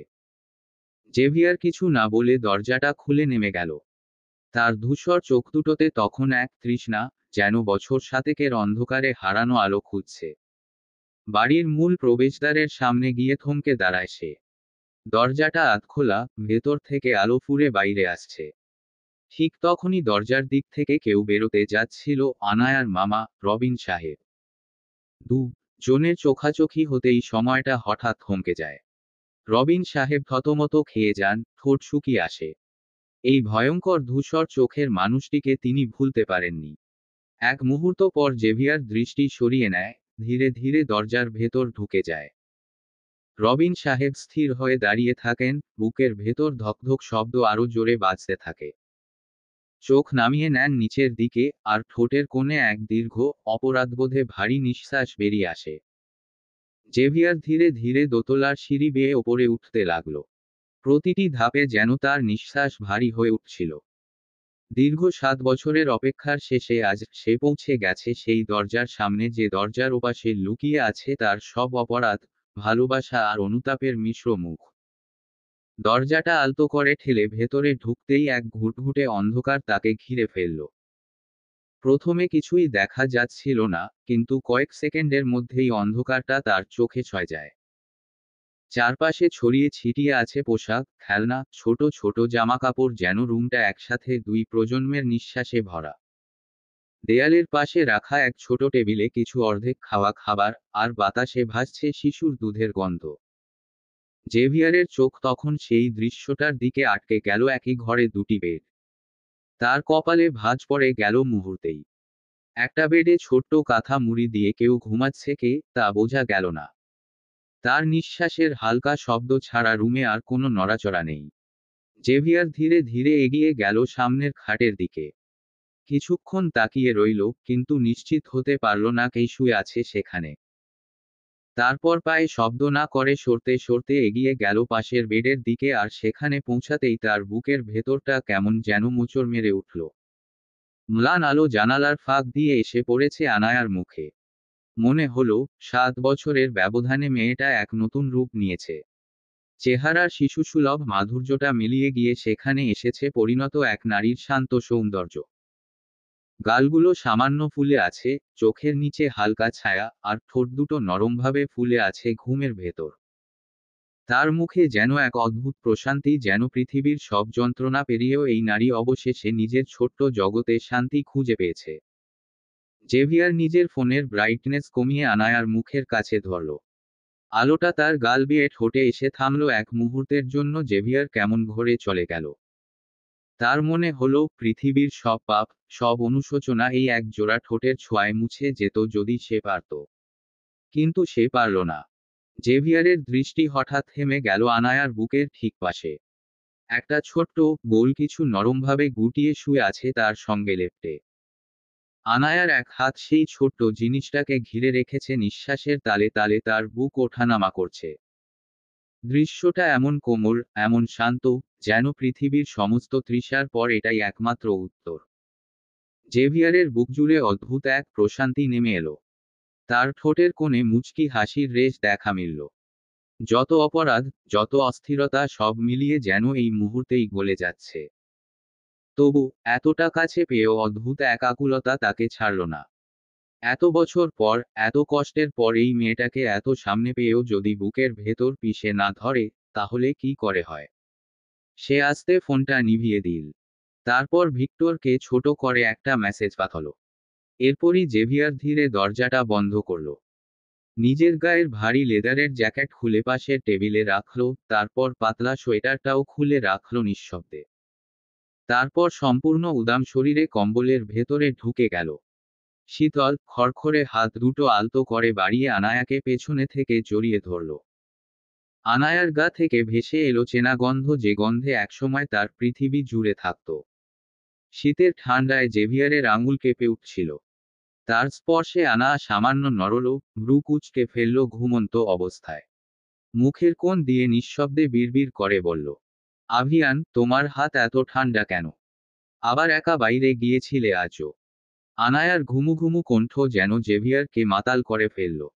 সে আনায়ার ঘাড়ে মুখ গুজে ফিসফিস করে বলল, তোমার এই ছোট্ট দেহটা পিষে ফেলতে আমি চলে এসেছি লাভাবাদ, রাশিয়ার সার্বিস্কি সাইক্রেটিক সেন্টার, মস্কো। একটা ঘর, দেয়ালের একপাশে চোখে পড়ার মতো কিছুই নেই, কারণ পুরোটা ভরে আছে একটাই শব্দে, মাই অক্সিজেন অ্যাশ, মাই অক্সিজেন অ্যাশ, মাই অক্সিজেন অ্যাশ। শুকনো দেয়ালের গায়ে আছড়ে আছড়ে লেখা। কোনো জায়গা ফাঁকা নাই, সব ভরা সেই একই শব্দে। ঘরের এক কোণায় বসে আছে এক ছেলে। উসখুস চুল, শুকনো চেহারা, গায়ের পোশাক ময়লা আর ছেঁড়া। হাতে একটা ছোট পাথর, সেইটা দিয়ে ফ্লোরে টুকটুক শব্দ করছে বারবার। তার শরীর জুড়ে ক্ষত, বুকে গভীর কাটা দাগে লেখা, লাভ ইউ অ্যাশ। এছাড়াও বিভিন্ন অংশে ক্ষত করে খোদাই করা এই অক্ষর। চোখ দুটো ফাঁকা, যেন অনেকদিন কোনো আলো দেখেনি। ঠোঁট শুকনো, নিঃশব্দে কিছু বিড়বিড় করছে। কে বলবে এই ছেলেটাই সেই অ্যালেক্স? 6 ফুট উচ্চতার, শক্তপোক্ত শরীর, একসময় যার চেহারায় ছিল গাম্ভীর্য। এখন সে কেবল এক নামের মধ্যে বন্দি অ্যাশ। কিছুক্ষণ পর একজন নার্স আসে, হাতে খাবারের ট্রে নিয়ে। অ্যালেক্সের থেকে বেশ খানিকটা দূরে দাঁড়িয়ে, শব্দ করে টেবিলের ওপর প্লেট রাখে। এই পাগল, এই নে তোর খাবার রাখা আছে, খেয়ে নিস। আমি পরে এসে প্লেট নিয়ে যাব। তার কণ্ঠে যতটা রুক্ষতা, তার চেয়েও বেশি ভয়। দ্রুত পা বাড়িয়ে ঘর থেকে বেরিয়ে যায়। অ্যালেক্স একটাও শব্দ করে না। হাসপাতালে শুধু সে নয়, বেশিরভাগ নার্সই ভয় পায় অ্যালেক্সকে। ভয় পাবারও যথার্থ কারণ আছে। তাদের প্রত্যেকেই জানে অ্যালেক্স কি করেছে। পুরো রাশিয়ায় সেই হত্যাকাণ্ডের কথা আলোচিত। একজন মানুষ হয়ে কিভাবে অন্য মানুষকে এমন নির্মমভাবে কুড়াল দিয়ে কুপাতে পারে? এই প্রশ্নটা মাথা ঘুরিয়ে যায় সবার। শুধু কি কুপানো অবধি ছিল? না, কুপানোর পর মুরগির চামড়া যেইভাবে হাত দিয়ে টেনে ছিঁড়ে ফেলা হয়, তেমনভাবেই সেই মানুষগুলোর চামড়া হাত দিয়ে টেনে টেনে ছিঁড়েছিল। হাতের নখ দিয়ে চামড়া ভেদ করে বেরিয়ে আসা মাংস খামচে খামচে ছোট ছোট টুকরো করে খুবলেছে। এরপর আবার কুড়াল দিয়ে কুপিয়ে বুকের খাঁচা ভেঙে সেইখান থেকে হৃৎপিণ্ডটা হাতে এনে শক্তি দিয়ে চাপ দিয়ে চটকেছে।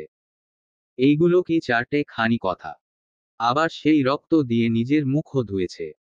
কোনো স্বাভাবিক সুস্থ মানুষ কি এইগুলো পারবে? অসম্ভব।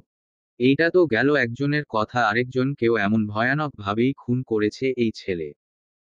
সেই জনের জিভ টেনে ছিঁড়ে এনে কপালের সাথে পেরেক দিয়ে আটকে রেখেছে। হাতে পায়ের নখ উপড়ে সেই আঙুলে পেরেক গেড়ে আঙুলের অপর পাশ দিয়ে বের করেছে। পেট ফাড়া আর তার ভেতরের পেঁচানো নাড়িভুড়ি সব টেনে টেনে ছিঁড়েছে, যেন সে দড়ি টেনে ছিঁড়ছে। চোখের মণিতে ছুরি গেড়ে রাখা এবং দু পায়ের মাঝ বরাবর পুরুষাঙ্গ বরাবর কুপানো হয়েছে। এমন ভয়ানক সব লাশ তো অনেক রিপোর্টাররা সেইখানেই বমি করে অজ্ঞান হয়ে গিয়েছিল। অথচ এই ছেলে কত স্বাভাবিক ভঙ্গিতে তাদের রক্ত দিয়ে নিজের পা ধুচ্ছিল। এরপর তাকে কারাগারে নিয়ে যাওয়া হয়, তবে সেইখানে বিভিন্ন জিনিস দিয়ে নিজেকে ক্ষত করত বলে বাধ্য হয়ে এইখানে চিকিৎসার জন্য ওকে রাখা হয়েছে। তবে ওর রুমে কেউ আসে না ভয়। আনা অবাক চেহারায় জেভিয়ারের দিকে তাকিয়ে আছে। সকাল সকাল এমনভাবে জেভিয়ারকে তার সামনে দেখবে এইটা তার কল্পনাতেও ছিল না। চোখে পানি জমছে, বুক ভেতর কেমন অচেনা উত্তেজনা কাজ করছে। জেভিয়ার ধীরে তার কপালে ঠোঁট ছুঁয়ে বুকের সাথে শক্ত করে চেপে ধরল তার মুখখানা। এত বছর পর সেই পরিচিত ঘ্রাণ যা একসময় তার পৃথিবী জুড়ে ছিল এত নেশাজনকভাবে পৌঁছালো আনায়ার কাছে, যে সে নিজের নিঃশব্দ স্পন্দনে সেই মুহূর্তে হারিয়ে গেল। নির্জীব প্রাণীর মতো সে পড়ে রইল জেভিয়ার বুকের মাঝে। কতক্ষণ কেটে গেল ঠিক বোঝা গেল না। হঠাৎ পেছনে থেকে ভেসে এলো একটি চিকন, অস্পষ্ট কণ্ঠ। মাম্মাম। জেভিয়ার চোখ ধীরে খুলল। তার দৃষ্টিতে দাঁড়িয়ে আছে এক ছোট্ট, গুলোমুলু ছায়ার মতো বাচ্চা। আলোর অভাবে পুরো চেহারা স্পষ্ট দেখা যাচ্ছে না, তবে চোখ দুটো নিঃসন্দেহে তার দিকে তাকিয়ে আছে। জেভিয়ার কিছুটা হকচকিয়ে, তবে কেমন যেন অচেনা উষ্ণতায় সেই ছোট্ট মুখটা দেখল। আনা তার বুকেই গুটিসুটি মেরে আবার ঘুমিয়ে গেল পরম উষ্ণতায়। জেভিয়ার চাইল বাচ্চাটার দিকে হাত বাড়াতে, কিন্তু কেমন যেন হাত কাঁপছে, সাহস থাকলেও আর ঠিকভাবে বাড়াতে পারছে না। বছরের ফাঁকফোকর, যন্ত্রণা, অনিশ্চয়তা সব মিলিয়ে হাতটা যেন নিজের নিয়ন্ত্রণে নেই। শেষ পর্যন্ত সাহস জোগাতে গিয়ে হাত বাড়ালেই মেয়েটা হঠাৎ চিৎকার করে উঠল। মাম্মাম। আনা লাফ দিয়ে উঠে মেয়েটাকে কোলে তুলে নিল। বাচ্চাটি যেন তার কোলে নিঃশ্বাসে মিলিয়ে গেল। কিন্তু মেয়েটার চিৎকারে বিছানার পাশে আরেকটি বাচ্চা উঠে বসল, চোখ ছলছল করে জেগে উঠল। জেভিয়ার চোখ বড় হয়ে গেল, চমকে বলল, তোমার টুইন হয়েছে। আনা ধীরে ধীরে দুপাশে মাথা নাড়ল, আর চোখের কোণে সামান্য হাসি খেলল। জেভিয়ার ভ্রু কুঁচকে জিজ্ঞেস করল, তাহলে ওই বাচ্চা কার? ঠিক সেই মুহূর্তে রুমের আলো জ্বলে উঠল। জেভিয়ার পিছে ঘুরে তাকালো, একটা বাচ্চা ছেলে, ঘুমোমুখো চোখে লাইট জ্বালিয়ে, তার দিকে তাকিয়ে আছে। শরীরটা এখনো অর্ধেক ঘুমে, কিন্তু চোখের দৃষ্টি পুরোপুরি ঠিক তার দিকে। আনা বুঝতে পারল, তার এক চিৎকারে সবাই জেগে উঠেছে। জেভিয়ার হতবাক হয়ে বলল, এটা আবার কে? তুমি কি এলাকা থেকে মানুষের বাচ্চা এনে লালন পালন করার কাজ শুরু করেছো নাকি? আনা হালকা ফিক করে হেসে বলল, জি না, স্যার। এইগুলো সব আপনারই বাচ্চা। আমার কোনো সিঙ্গেল বেবি হয়নি, কোনো টুইন বেবি হয়নি। আমার ট্রিপলেটস বেবি হয়েছে। জেভিয়ার চোখ তখন একেবারে বড় হয়ে গেল। মাথার ভেতরে সমস্ত ভাবনা ঘুরছে, হৃদয় কেমন যেন বাঁধহীন স্পন্দনে ছুটছে। থমথমে মুখে গাড়িতে বসে আছে আনা। পেছনের সিটে তাদের দুই মেয়ে আর এক ছেলে। আজ সকালে জেভিয়ার নিজেই এসে ওদের নিয়ে চলে এসেছে। আনা চেয়েছিল আরও দুদিন থেকে তারপর যাওয়া যাবে, কিন্তু জেভিয়ারকে কোনোভাবেই রাজি করানো সম্ভব হয়নি। তাই গোমরামুখেই গাড়িতে বসে আছে সে। পেছনে বাচ্চাগুলো কেমন আনন্দে মেতে আছে। পাপা, পাপা করে ডাকছে অবিরাম। যেন তারা তাকে জন্মের পর থেকেই চেনে। আসলে ওরা তো সব সময়ই তাকে ছবিতে দেখেছে। সেই ছবির মানুষটা আজ সামনাসামনি, জীবন্ত হয়ে বসে আছে তাদের পাশে। মাত্র কয়েক ঘন্টার ব্যবধানে তিনটি শিশুই কি আশ্চর্যভাবে পাপার বাঁধনে জড়িয়ে ফেলেছে নিজেদের। পেছনে থেকে একটার পর একটা ডাক, পাপা, পাপা। পুরো গাড়িটা যেন তাদের কণ্ঠে ভরে উঠেছে। আনা তাদের দিকে একবার তাকায়। তাদের ছোট মেয়ে জেনিফা একটু আলাদা। তার চুল হালকা লালচে, নিচের অংশ কোঁকড়ানো কিছুটা। চোখের মনি একদম নীল। আর বড় মেয়ে জেসিকার চেহারাটা অনেকটাই জেভিয়ারের মতো। চুল কালো খয়েরি, চোখে শান্ত গম্ভীরতা। তবে এদের সবার মধ্যে যদি কেউ তার পাপার সম্পূর্ণ ব্যক্তিত্ব নিজের মধ্যে ধারণ করে থাকে, তবে সে হলো আভিয়ান। তার চোখ হুবহু জেভিয়ারের মতো ধূসর, গভীর, তীক্ষ্ণ। প্রায় ঘন্টা কয়েকের দীর্ঘ যাত্রার পর অবশেষে গাড়িটি এসে থামে জেভিয়ারের বাড়ির সামনে। রাত নামার আগ মুহূর্ত, চারপাশে এক ধরনের নিস্তব্ধতা নেমে এসেছে। দূরে কোথাও ঝিঝি পোকার শব্দ। বাড়ির সামনের লাইটগুলো একে একে জ্বলে উঠছে, আলোয় ভেসে উঠছে বিশাল প্রাসাদের ছায়ামূর্তি। বাচ্চাগুলো এতক্ষণে প্রায় ঘুমে ঢুলে পড়েছে। জেনিফা মাথা হেলিয়ে রেখেছে জেসিকার কাঁধে। আর আভিয়ান মায়ের কোলে নিশ্চুপ হয়ে বসে আছে, চোখে আধো ঘুমের কুয়াশা। জেভিয়ার গাড়ি থেকে নেমে দরজা খুলে দুই মেয়েকে আলতো করে কোলে তুলে নেয়। তার চলার ভঙ্গিতে এক অদ্ভুত কোমলতা। যে মানুষটা এতদিন পর্যন্ত নিঃশব্দ কঠোরতায় ডুবে ছিল, সে আজ যেন ভেতরে ভেতরে গলে গিয়েছে একদম। আনা আভিয়ানকে বুকে নিয়ে নেমে আসে ধীরে ধীরে। দীর্ঘ পথের ক্লান্তি, শরীরের দুর্বলতা, তার চোখে কেমন এক ক্লান্ত ছায়া নেমে এসেছে।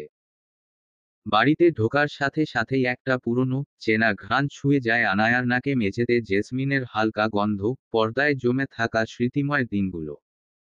সবকিছু যেন চুপচাপ দাঁড়িয়ে আছে, কেবল সময়টা বদলে গেছে। জেভিয়ার ওদের রুমের পাশের ঘরে গিয়ে দুই মেয়েকে আলতো করে বিছানায় শুইয়ে দেয়। জেনিফা আধো ঘুমের ঘোরে বাবার হাত চেপে ধরে রাখে। জেভিয়ার কিছুক্ষণ চুপচাপ তার মুখের দিকে তাকিয়ে থাকে, মৃদু নিঃশ্বাস ফেলে উঠে দাঁড়ায়। ঠিক তখনই আনা আভিয়ানকে নিয়ে ঘরে প্রবেশ করে। জেভিয়ার তার দিকে একবার তাকিয়ে নিচু গলায় বলে, তুমি রুমে গিয়ে ফ্রেশ হও, আমি ওকে শুইয়ে দিয়ে আসছি। আনা কোনো কথা না বলে নিঃশব্দে আভিয়ানকে তার কোলে তুলে দেয়। জেভিয়ার ছেলেটাকে বুকের কাছে টেনে নেয়, তার ছোট্ট নিঃশ্বাসের শব্দ বুকের ভেতর কেমন উষ্ণতা জাগায়। আনা একবার তাকায়, তারপর ধীরে ধীরে ঘর থেকে বেরিয়ে যায়। মাথায় টাওয়াল পেঁচিয়ে আনা গোল থেকে বেরিয়েছে সবে। তার পরনে ঢিলাঢালা একটা টি শার্ট আর প্লাজো।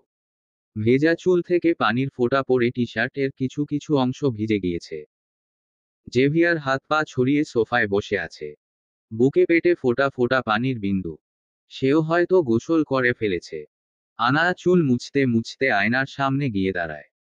আয়নায় ঝুলে থাকা আলোয় তার মুখটা কেমন যেন নরম দেখাচ্ছে, চুলের ভেজা পানি গলা বেয়ে টুপটাপ নিচে পড়ছে। ঠিক তখনই পিছন থেকে আস্তে পা ফেলে এসে জেভিয়ার আনায়ার কোমর জড়িয়ে ধরে। তার উষ্ণ নিঃশ্বাস গায়ে এসে লাগে, আর থুতনি এসে থামে আনায়ার কাঁধে। আনা স্থির হয়ে দাঁড়িয়ে থাকে। আয়নার ভেতর জনের প্রতিচ্ছবি দেখা যাচ্ছে। জেভিয়ারের দৃষ্টি আয়নার দিকেই, কিন্তু তার চোখ নিবন্ধ শুধু আনায়ার চোখে। জনের মাঝখানে নীরবতা, তবু সেই নীরবতার ভেতর কিছু অনুচ্চারিত কথা যেন কাঁপছে।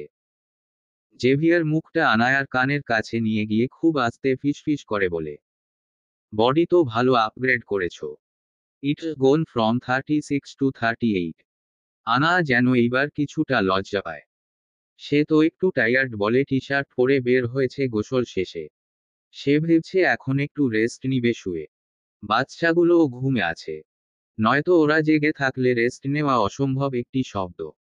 আনা টাওয়ালটা নিজের বুকের সামনে এনে ভ্রু কুঁচকে বলে, নিজের চোখটাকে একটু সংযত রাখুন মিস্টার। এতদিকে চোখ যাবে কেন আপনার? জেভিয়ার ঠোঁট কামড়ে হেসে ফেলে আনায়াকে নিজের দিকে ঘুরিয়ে ভেজা চুলগুলো কাঁধ থেকে সরিয়ে একটা চুমু দিয়ে বলে, তোমার দিকে তাকালে আমার চোখ কখনোই সংযত থাকে না। এইটা আমি এর আগেও বলেছি। জেভিয়ার আনায়াকে পাজাকোলে তুলে নিয়ে নাকের সাথে নাক ঘষে আবার বলবে, এই বছরগুলা আমি কত কষ্ট করে পার করেছি জানো। যদি তুমি বুঝতে, আমার অনুভূতিগুলো, আমার ভেতরের তাপদাহ যদি তুমি একটুও অনুভব করতে পারতে। আনায়ার মুখে জেভিয়ারের গরম নিঃশ্বাস আছড়ে পড়ছে। জেভিয়ার আনায়াকে কোলে রেখেই তার ঠোঁট মিলিয়ে দিল আনায়ার ঠোঁটের সাথে। তীব্র ভালোবাসায় আনায়ার ঠোঁটের সুধা পান করতে লাগলো। প্রায় 3 মিনিট পর সে আনায়ার ঠোঁট ছেড়ে দিল। আনায়াকে বিছানায় বসিয়ে জেভিয়ার রুমের উজ্জ্বল লাইট অন করে আনায়ার কাছে আসতেই আনা চোখ বড় বড় করে বলে ফেলে, জেভিয়ার কন্ট্রোল ইয়োরসেলফ। বাচ্চাগুলো সবে ঘুমিয়েছে। 3 বাচ্চার বাপ হয়েও তোমার ইয়ে কমে না। জেভিয়ার বেডসাইড ড্রয়ার থেকে ছোট একটা প্যাকেট বের করতে করতে বাঁকা হেসে বলে, 6 বছর ধরে নিজেকে কন্ট্রোল করেছি। এত বছর পর তোমাকে কাছে পেয়ে নিজেকে কন্ট্রোল করব, এইটা ভাবুছো কি করে লাভবান? জেভিয়ার আনায়ার কাছে গিয়ে আনায়ার দুপা তার দুপাশে দিয়ে কোলে বসিয়ে নেয়। জেভিয়ারের উত্তপ্ত ছোঁয়া আনায়ার নিঃশ্বাসের গতি বাড়িয়ে তুলেছে। আনায়ার শুধু টি শার্ট পরনে, ভেতরে আর কিছু না থাকায় বিধায় তার বুকের গড়ন স্পষ্ট দৃশ্যমান হয়ে রয়েছে। জেভিয়ার আনায়ার টি শার্টের ভেদে হাত গলিয়ে সেটি খুলে নেয়। আনায়ার বক্ষ বিভাজনে সে নিজের মুখ ডুবিয়ে দিয়ে বড় করে নিঃশ্বাস নিয়ে বিড়বিড় করে বলে, মাই ব্রেথিং অ্যাডিকশন, যা ছাড়া আমি এত বছর পাগল পাগল হয়ে গিয়েছিলাম। আনা চোখমুখ খিচে কাপা কাপা গলায় বলে, লাইট অন কেন করেছ? জেভিয়ার লাইট অফ করে আসো। জেভিয়ার আনায়ার ঠোঁটে আঙুল চেপে ধরে হিসহিস করে বলে, no baby, today I want to see the deepest parts of your body. I want to observe every expression on your face and feel it fully. আনায়ার গায়ে লোমকূপ দাঁড়িয়ে গিয়েছে সব। জেভিয়ার আনায়াকে কোলে থেকে একটু নিচে নামিয়ে সে আনায়ার থেকে একটু পিছিয়ে গিয়ে আনায়ার চুল হালকা মুষ্টিবদ্ধ করে বলে, শাক ইট বেবি। আনা ঘোরের মাঝে থেকেই জেভিয়ারের চোখের দিকে তাকিয়ে তাকে তৃপ্ত করতে থাকে। তবে মিনিট দুয়েক পরই দরজায় করাঘাতের শব্দ শোনা যায়। জেভিয়ারের চোখ লাল হয়ে আছে তীব্রভাবে। আনা উঠিয়ে যেতে চায়, তবে জেভিয়ার তার হাত ধরে হ্যাঁচকা টানে বিছানায় ফেলে দিয়ে তার পা দুটো নিজের কাঁধের ওপর তুলে পায়ের মাঝে মুখ ডুবিয়ে দেয়। আনা বিছানার চাদর খামচে ধরে চোখ খিচে বন্ধ করে ফেলে। তবে করাঘাতের শব্দ বৃদ্ধি পাওয়ায় আনা বহু কষ্টে জেভিয়ারকে নিজের থেকে ছাড়িয়ে দরজা খুলতে বলে। আনায়ার ধারণা তার বাচ্চারা উঠে গিয়েছে এবং নতুন জায়গায় ভয় পাবে, তাই সেও দ্রুত উঠে গায়ে পোশাক জোড়াতে লাগলো। জেভিয়ার প্যান্ট পরে দরজা খুলতেই চোখ পড়ল ভিক্টরের ওপর। ভিক্টরের কোলে রয়েছে আভিয়ান। ভিক্টর একটু হেসে বলল, ভুল সময়ে এসেছি মনে হয়। জেভিয়ার ভিক্টরের দিকে তাকিয়ে গম্ভীরভাবে উত্তরে বলল, এসে পড়ে বলছিস, ভুল সময়ে এসেছি মনে হয়। ভিক্টর আরও গাছাড়া ভাব নিয়ে হেসে বলল, আমি তো জানতাম 36 বছর বয়স হওয়ার পরও তোর উত্তেজনার পারদ কমেনি, বরং আরও বেড়ে গেছে। জেভিয়ার ধীরে ধীরে আভিয়ানের দিকে তাকালো। হঠাৎ মনে হলো সে নিজের ছোটবেলার অবয়ব দেখছে, তেমনি সরল, তেমনি পূর্ণ অমায়িকতা। আভিয়ান জোর করে ভিক্টরের কোলে থাকা থেকে উঠে এসে বাবার কোলে ঝাঁপ দিল। ভিক্টর হেসে হেসে ছেলেটার মাথায় হাত এলোমেলো করল। All the best, my lion boy. Victor হাসি থামাতে না পেরে ফিসফিস করে বলল, আজ রাতে মাম্মামার পাপার মাঝে থাকবে কেমন? জেভিয়ার চোখে অসহায়তার ছাপ। সে ধীরে ভিক্টরের দিকে তাকিয়ে বলল, তোর শালা মেশিন নষ্ট। তোর পার্সোনাল প্লাগ নেই বলে কি? আমারও নেই প্লাগ কানেক্ট করার জন্য। শালা ফাকার কোথাকার। খাটের মাঝখানে বসে আছে আভিয়ান। কেমন যেন এইখানে তার ভালো লাগছে না। সে বাবার দিকে তাকিয়ে উদাস কণ্ঠে বলল, পাপা, আমার ভালো লাগছে না কিছু। জেভিয়ার ধীর, হতাশ চোখে ছেলের দিকে তাকিয়ে উত্তর দিল, হ্যাঁ পাপা, আমারও ভালো লাগছে না। চলো তোমাকে একটা বিয়ে করিয়ে দেই। তুমি তোমার ওয়াইফের সঙ্গে রাতে ঘুমাবে কেমন? আভিয়ান কুঁচকে চোখে জিজ্ঞেস করল। ওয়াইফ কি, পাপা? জেভিয়ার সরল, স্থির কণ্ঠে বলল, যার সঙ্গে তোমার ভবিষ্যতে বিয়ে হবে, সেইটাই তোমার ওয়াইফ। যেমন তোমার মাম্মাম আমার ওয়াইফ। আভিয়ান কিছুক্ষণ মাথা চেপে ধরে চিন্তা করল, তারপর বলল, আমারও তাহলে কি মাম্মামের এত কিউট ওয়াইফ হবে? জেভিয়ার ধীরে আনায়ার দিকে তাকালো। মেয়েটা বেঘোরে ঘুমাচ্ছে, নিস্তব্ধ অথচ অমায়িক। তার নিখুঁত, শান্ত মুখ জুড়ে এমন নিষ্পাপতা যা জেভিয়ারের অন্তরকে এক অদ্ভুত প্রশান্তিতে ভরে দিল। মুচকি হেসে জেভিয়ার বলল, ইয়েস পাপা, তোমার ওয়াইফও ঠিক তোমার মাম্মামের মতো কিউট হবে। কথা বলতে বলতেই আভিয়ান হঠাৎ জেভিয়ারের বুকে ঢলে পড়ে। কখন যে তার ছোট্ট দেহ ঘুমের গভীরে হারিয়ে গেছে, তা জেভিয়ার টেরও পায়নি। জেভিয়ার ধীরে আভিয়ানকে কোলে ধরে, তাদের মাঝের খাটে শুইয়ে দেয়। তারপর ছেলের কপালে আলতো করে একটি গভীর চুমু দেয়। নরম কণ্ঠে জেভিয়ার ফিসফিস করে বলল, তোমরা সকলে আমার কাছে আমার চাঁদ। সেই চাঁদকে আমি কোনো কিছুর বিনিময়েও হারাতে চাই না। সকাল থেকেই বাড়িটা সরগরম। বাচ্চাদের কোলাহল, দৌড়ঝাঁপে চারদিক মুখর হয়ে আছে। আনা হাতে খাবারের প্লেট নিয়ে এদিক ওদিক ছুটছে আভিয়ানের পিছু পিছু। ছেলেটা নিজের মুখ ঢেকে বাড়ি জুড়ে দৌড়াচ্ছে খাবার খাবে না বলে। আনা হালকা নিঃশ্বাস ফেলে তার সামনে গিয়ে তার পথ রোধ করে দাঁড়ায়। চামচে করে মুখের সামনে খাবার ধরে বলে, খেলা সারাদিন করা যায়, কিন্তু পেট খালি থাকলে খেলা হবে না। পাশের ঘরে জেভিয়ার সোফায় বসে। তার দুই পাশে জেনিফা আর জেসিকা, দুজন মিলে তার চুলে ব্যান্ড বেঁধে দিচ্ছে। একজন গোলাপি, আরেকজন নীল। মেয়েদের খিলখিল হাসিতে ঘরটা কেমন উজ্জ্বল হয়ে উঠেছে। জেভিয়ার হালকা হেসে মেয়েদের দিকে তাকায়। চোখে মুখে তার অদ্ভুত প্রশান্তি। মেয়েদের মতো করে তার চুল বাঁধছে বলে একটু বিরক্ত লাগলেও এখন তাদের মুখের হাসি দেখে তার নিজের ঠোঁটেরও হাসি ফুটে উঠছে। হয়তো এইটাই প্রকৃত সুখ, এইটাই রক্তের বন্ধনের ভালোবাসার জোর, যা একটা শক্তপোক্ত গম্ভীর মানুষকে অদ্ভুত কাজকর্মে প্রশান্তি দিচ্ছে। আজকের ফ্লাইটে তাদের রাশিয়া ফিরতে হবে, তাই কাজে ব্যস্ততা একটু বেশিই বলা চলে। এখনই বেরিয়ে যাবে তারা। ভিক্টর আরও আগেই বেরিয়ে গিয়েছে। সে আনায়ার সামনে পড়তে চায়নি, তাই মুখ লুকিয়ে বেড়াচ্ছে। সে তীব্র অনুশোচনায় দগ্ধ হয়ে আছে। তাই চেয়েও আনায়ার সামনে গিয়ে দাঁড়াতে পারছে না। তবে আজ তো আনায়ার জন্যই তার এবং জেভিয়ারের মাঝে সকল মনোমালিন্য দূর হয়েছে। এর জন্য আনায়ার অবশ্যই একটি ধন্যবাদ প্রাপ্য। সে যদি সব কথা খুলে না বলতো জেভিয়ারকে, হয়তো সকলেই এখনো একটি ভুলের মাঝেই থেকে যেত। দীর্ঘ 13 ঘন্টার জার্নির পর রাত 1টার সময় কালো চকচকে গাড়িটি ড্রেভেন ম্যানরের সামনে থেমে দাঁড়ালো। রাস্তার দুপাশে ল্যাম্পপোস্টের ধূসর আলো পড়ে ঠিক যেন গাড়ির ফটকগুলো সব জেগে উঠেছে। সারা রাস্তা প্রায় ঘুমিয়ে গেছে। আর বাচ্চাগুলোও দীর্ঘ যাত্রার ক্লান্তিতে অর্ধনিদ্রায়। বাড়ির ভেতর প্রবেশ করতেই একে একে বাড়ি থেকে 3জন সার্ভেন্ট বেরিয়ে এলো। জেভিয়ার গাড়ি থেকে নামার সঙ্গে সঙ্গে আনায়ার হাত ধরে সামনের দিকে এগোতে চায়। কিন্তু আনা স্থির দাঁড়িয়ে আছে। সে থেমে গেলে জেভিয়ারও থেমে যেতে বাধ্য হয়। গাড়ির ভেতর থেকে দুটি জোড়া চোখ সরাসরি তার দিকে তাকিয়ে আছে, গোল গোল চোখে। জেভিয়ার ফোঁস করে নিঃশ্বাস ফেলে। ততক্ষণে আভিয়ান গাড়ি থেকে নেমে এসে তার পাশে দাঁড়িয়েছে। সে তার ছোট্ট হাত দিয়ে তার পাপার হাতের আঙুল ঝাঁকিয়ে বলে, পাপা, তুমি মাম্মাম নিয়ে যাও, আমি ওদের দুজনকে নিয়ে আসছি তোমাদের পিছু পিছু। জেভিয়ার আভিয়ানের দিকে সামান্য ভ্রু কুঁচকে তাকালো। ছেলেটার চোখে এক অদ্ভুত সাহস আর সরলতা। এবং ঠিক তখনই আভিয়ান সুন্দর একটা হাসি উপহার দিল, যে হাসিতে ভেসে উঠল নিঃশব্দ, নিখুঁত বিশ্বাস এবং ভালোবাসা। জেভিয়ার চোখের কোণে ধীরে ধীরে এক টুকরো মুচকি হাসি ফুটে ওঠে। বলা যায়, সেই মুহূর্তে তার জীবন ছোট্ট ছেলের নির্ভেজাল ভালোবাসায় এক নিস্তব্ধ আনন্দে ভরে উঠল। সেইখানে দাঁড়িয়ে থাকা সার্ভেন্টটিও সায় দিয়ে বলল, জি স্যার, আপনি ম্যামকে নিয়ে যান। আমি বাচ্চাদের নিয়ে ফ্রেশ করিয়ে দিচ্ছি। জেভিয়ার আর কোনো কথা বাড়াল না। নিঃশব্দে আনায়ার হাত ধরে বাড়ির ভিতরে প্রবেশ করল। আভিয়ান, জেনিফা এবং জেসিকাকে ন্যান্সি বরাদ্দকৃত রুমে নিয়ে গেল। সেইখানে তাদের ফ্রেশ করিয়ে ন্যান্সি তাদের দিকে তাকিয়ে বলে, আজ তোমাদের ন্যান্সি আন্টি ঘুম পাড়াবে, ঠিক আছে? জেসিকা কাঁদো কাঁদো হয়ে চিৎকার করে ওঠে, আমি মাম্মামের কাছে যাব।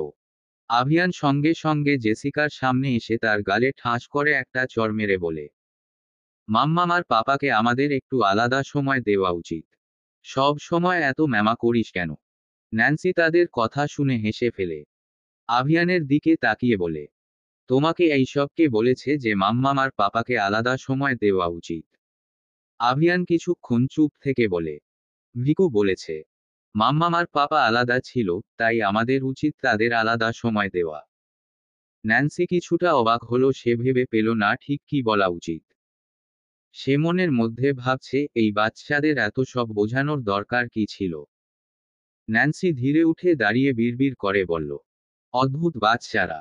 এখন তারা অকালপক্ষ হওয়ার মিশনে নেমে গেছে। জেভিয়ার ফ্রেশ হয়ে মাথা হেলিয়ে সোফায় বসে আছে। চোখ বন্ধ, কপালে হালকা ভাঁজ, মাথাটা যেন ধরেছে বেশ। রুমটা নীরব, শুধু বাইরে থেকে হালকা বাতাসের শব্দ ভেসে আসছে। আনা রুমে নেই। সে বাচ্চাদের ঘরে গেছে খাবার নিয়ে। এতগুলো বাচ্চা হওয়ার পর থেকে যেন ওরা কেউই কাউকে ঠিকমতো সময় দিতে পারে না। একটা নিঃশব্দ দূরত্ব তৈরি হয়েছে, যা না বললেও বোঝা যায়। কিছুক্ষণ পর দরজাটা হালক শব্দে খুলে গেল। আনা ফিরে এলো। ন্যান্সি এখন বাচ্চাদের খাওয়াচ্ছে বলে সে একটু সময় বের করতে পেরেছে। সে ধীরে জেভিয়ারের পাশে গিয়ে বসে চুপচাপ তার মাথায় হাত রাখল। জেভিয়ার চোখ খুলে তাকালো। তার পাশে আনা, শান্ত মুখ, চোখে গভীর মায়া। কিছু মুহূর্তের জন্য জেভিয়ারের মনে হলো, এই মেয়েটা কি সত্যিই প্রতিদিন আরো সুন্দর হয়ে উঠছে? কি মোহনীয় সেই চেহারা, কত কোমল সেই হাত! কত বছর সে এই স্পর্শ, এই মুখ, এই নিঃশ্বাস থেকে দূরে ছিল। আজ আবার সবকিছু ফিরে পেয়েছে, যেন জীবনের সমস্ত হাহাকার এক মুহূর্তে থেমে গেছে। জেভিয়ার ধীরে হাত বাড়িয়ে আনায়াকে টেনে নিল নিজের কাছে। তার বুকের ওপর মাথা রেখে চোখ বন্ধ করল। জেভিয়ার চোখ বন্ধ করে ফিসফিস করে বলল, এই বুকের ওপর মাথা রেখে শান্তিতে মরণও সম্ভব। আনা কিছু না ভেবেই ধীরে জেভিয়ারের কপালে ঠোঁট ছোঁয়াল।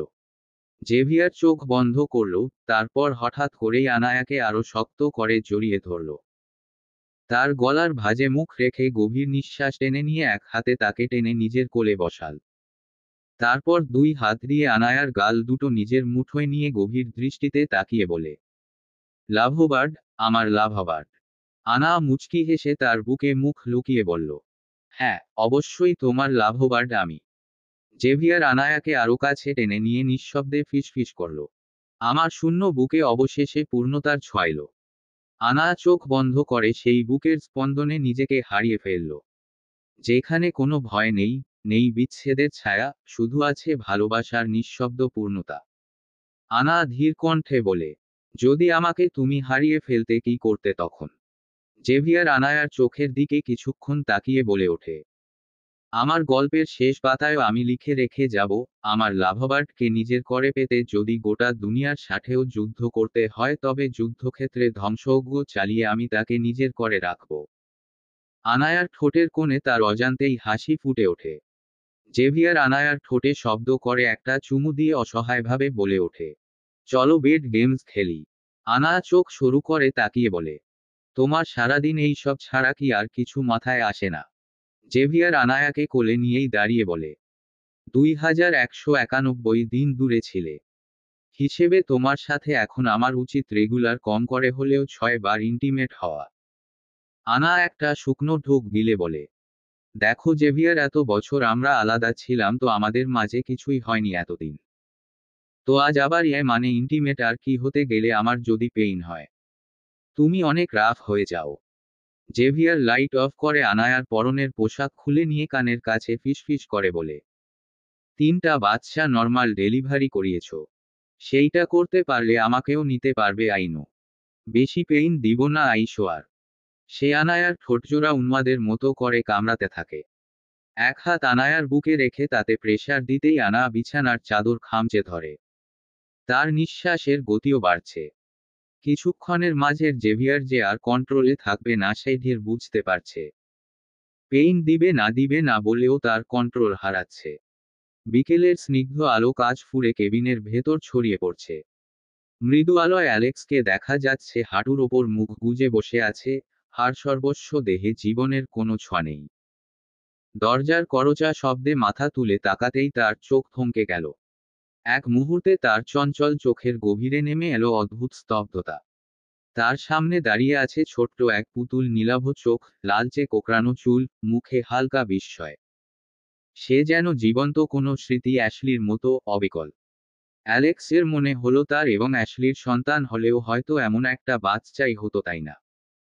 জেভিয়ার ধীরে অ্যালেক্সের দিকে এগিয়ে এলো।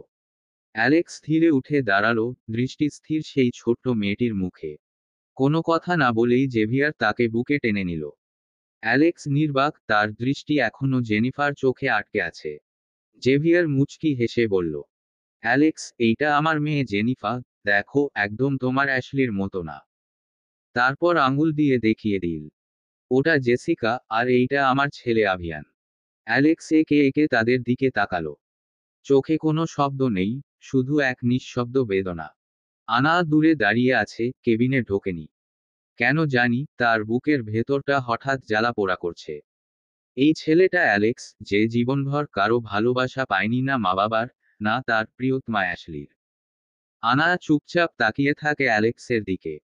মনে মনে ভাবতে থাকে, কি হতো যদি অ্যালেক্স আর অ্যাশলিরও একটা সংসার হতো? একটু শান্তি, একটু হাসি, একটু উষ্ণতা, এইটুকু তো প্রাপ্য ছিল ওর। কিন্তু নিয়তি যেন সবকিছুর হিসাব উল্টো করে রাখে। বেশ কিছুক্ষণ পর জেভিয়ার কেবিন থেকে বেরিয়ে এলো। আনা দরজার পাশে দাঁড়িয়ে ছিল ভিজে চোখে। জেভিয়ার তার কাছে এসে আনায়ার চোখের কোণে জমে থাকা অশ্রু মুছে দিল। তারপর আলতো করে আনায়ার ভেজা পাপড়িতে এক চুমু এঁকে ফিসফিস করে বলল, কেঁদো না, আমি ডাক্তারের সঙ্গে কথা বলেছি। আমরা অ্যালেক্সকে সুস্থ করে তুলব, তারপর ওর জন্য একটা নতুন জীবন গড়ে দেব, একদম নতুন শুরু হবে ওর জীবনের। আনা নীরবে মাথা নেড়ে জেভিয়ারের হাতটা শক্ত করে ধরল। জন ধীরে ধীরে করিডোরের দিকে এগিয়ে গেল। ভেতরে কেবিনের আলো ম্লান। অ্যালেক্স চুপচাপ বসে আছে, চোখে এক অচেনা শূন্যতা। ধীরে ধীরে সবকিছু আবার ঝাপসা হয়ে আসছে তার সামনে।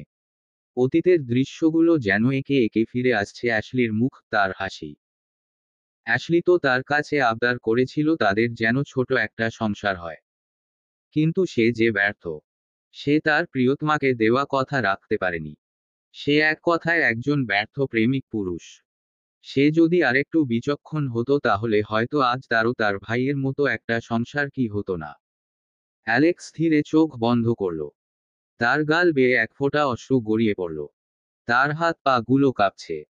শ্বাস নিতে কষ্ট হচ্ছে তার। হঠাৎই তার বুকে তীব্র চাপ অনুভব করছে সে। সে চিৎকার করতে চেয়েও করল না। সে তো চাই তার এই জীবনটা শেষ হয়ে যায়। তার অ্যাশকে ছাড়া এত দীর্ঘ জীবন দিয়ে সে করবে। তার চোখের সামনে একে একে সকল স্মৃতি ভেসে উঠছে একে একে। সে আর শ্বাস নিতে পারল না, তার চোখ ফুলে আরো এক ফোঁটা পানি বেরিয়ে এলো। ঠোঁট মুচকি হাসি ফুটে উঠল। তার মনে হলো, হয়তো সেই অশ্রুতেই মিশে আছে অপূর্ণ ভালোবাসার শেষ নিঃশ্বাস। সে বিড়বিড় করে বলল, এই অভিশপ্ত জীবন থেকে মুক্তি পেয়ে তোর কাছে আসছি আমি অ্যাশ। এইবার তোকে আর একা ছাড়ছি না। সমাপ্ত। গল্প অন্তস্থ হৃদয়ের তৃষ্ণা। লেখনীতে শ্রাবণী ইয়াসমিন। অন্তিম পর্ব।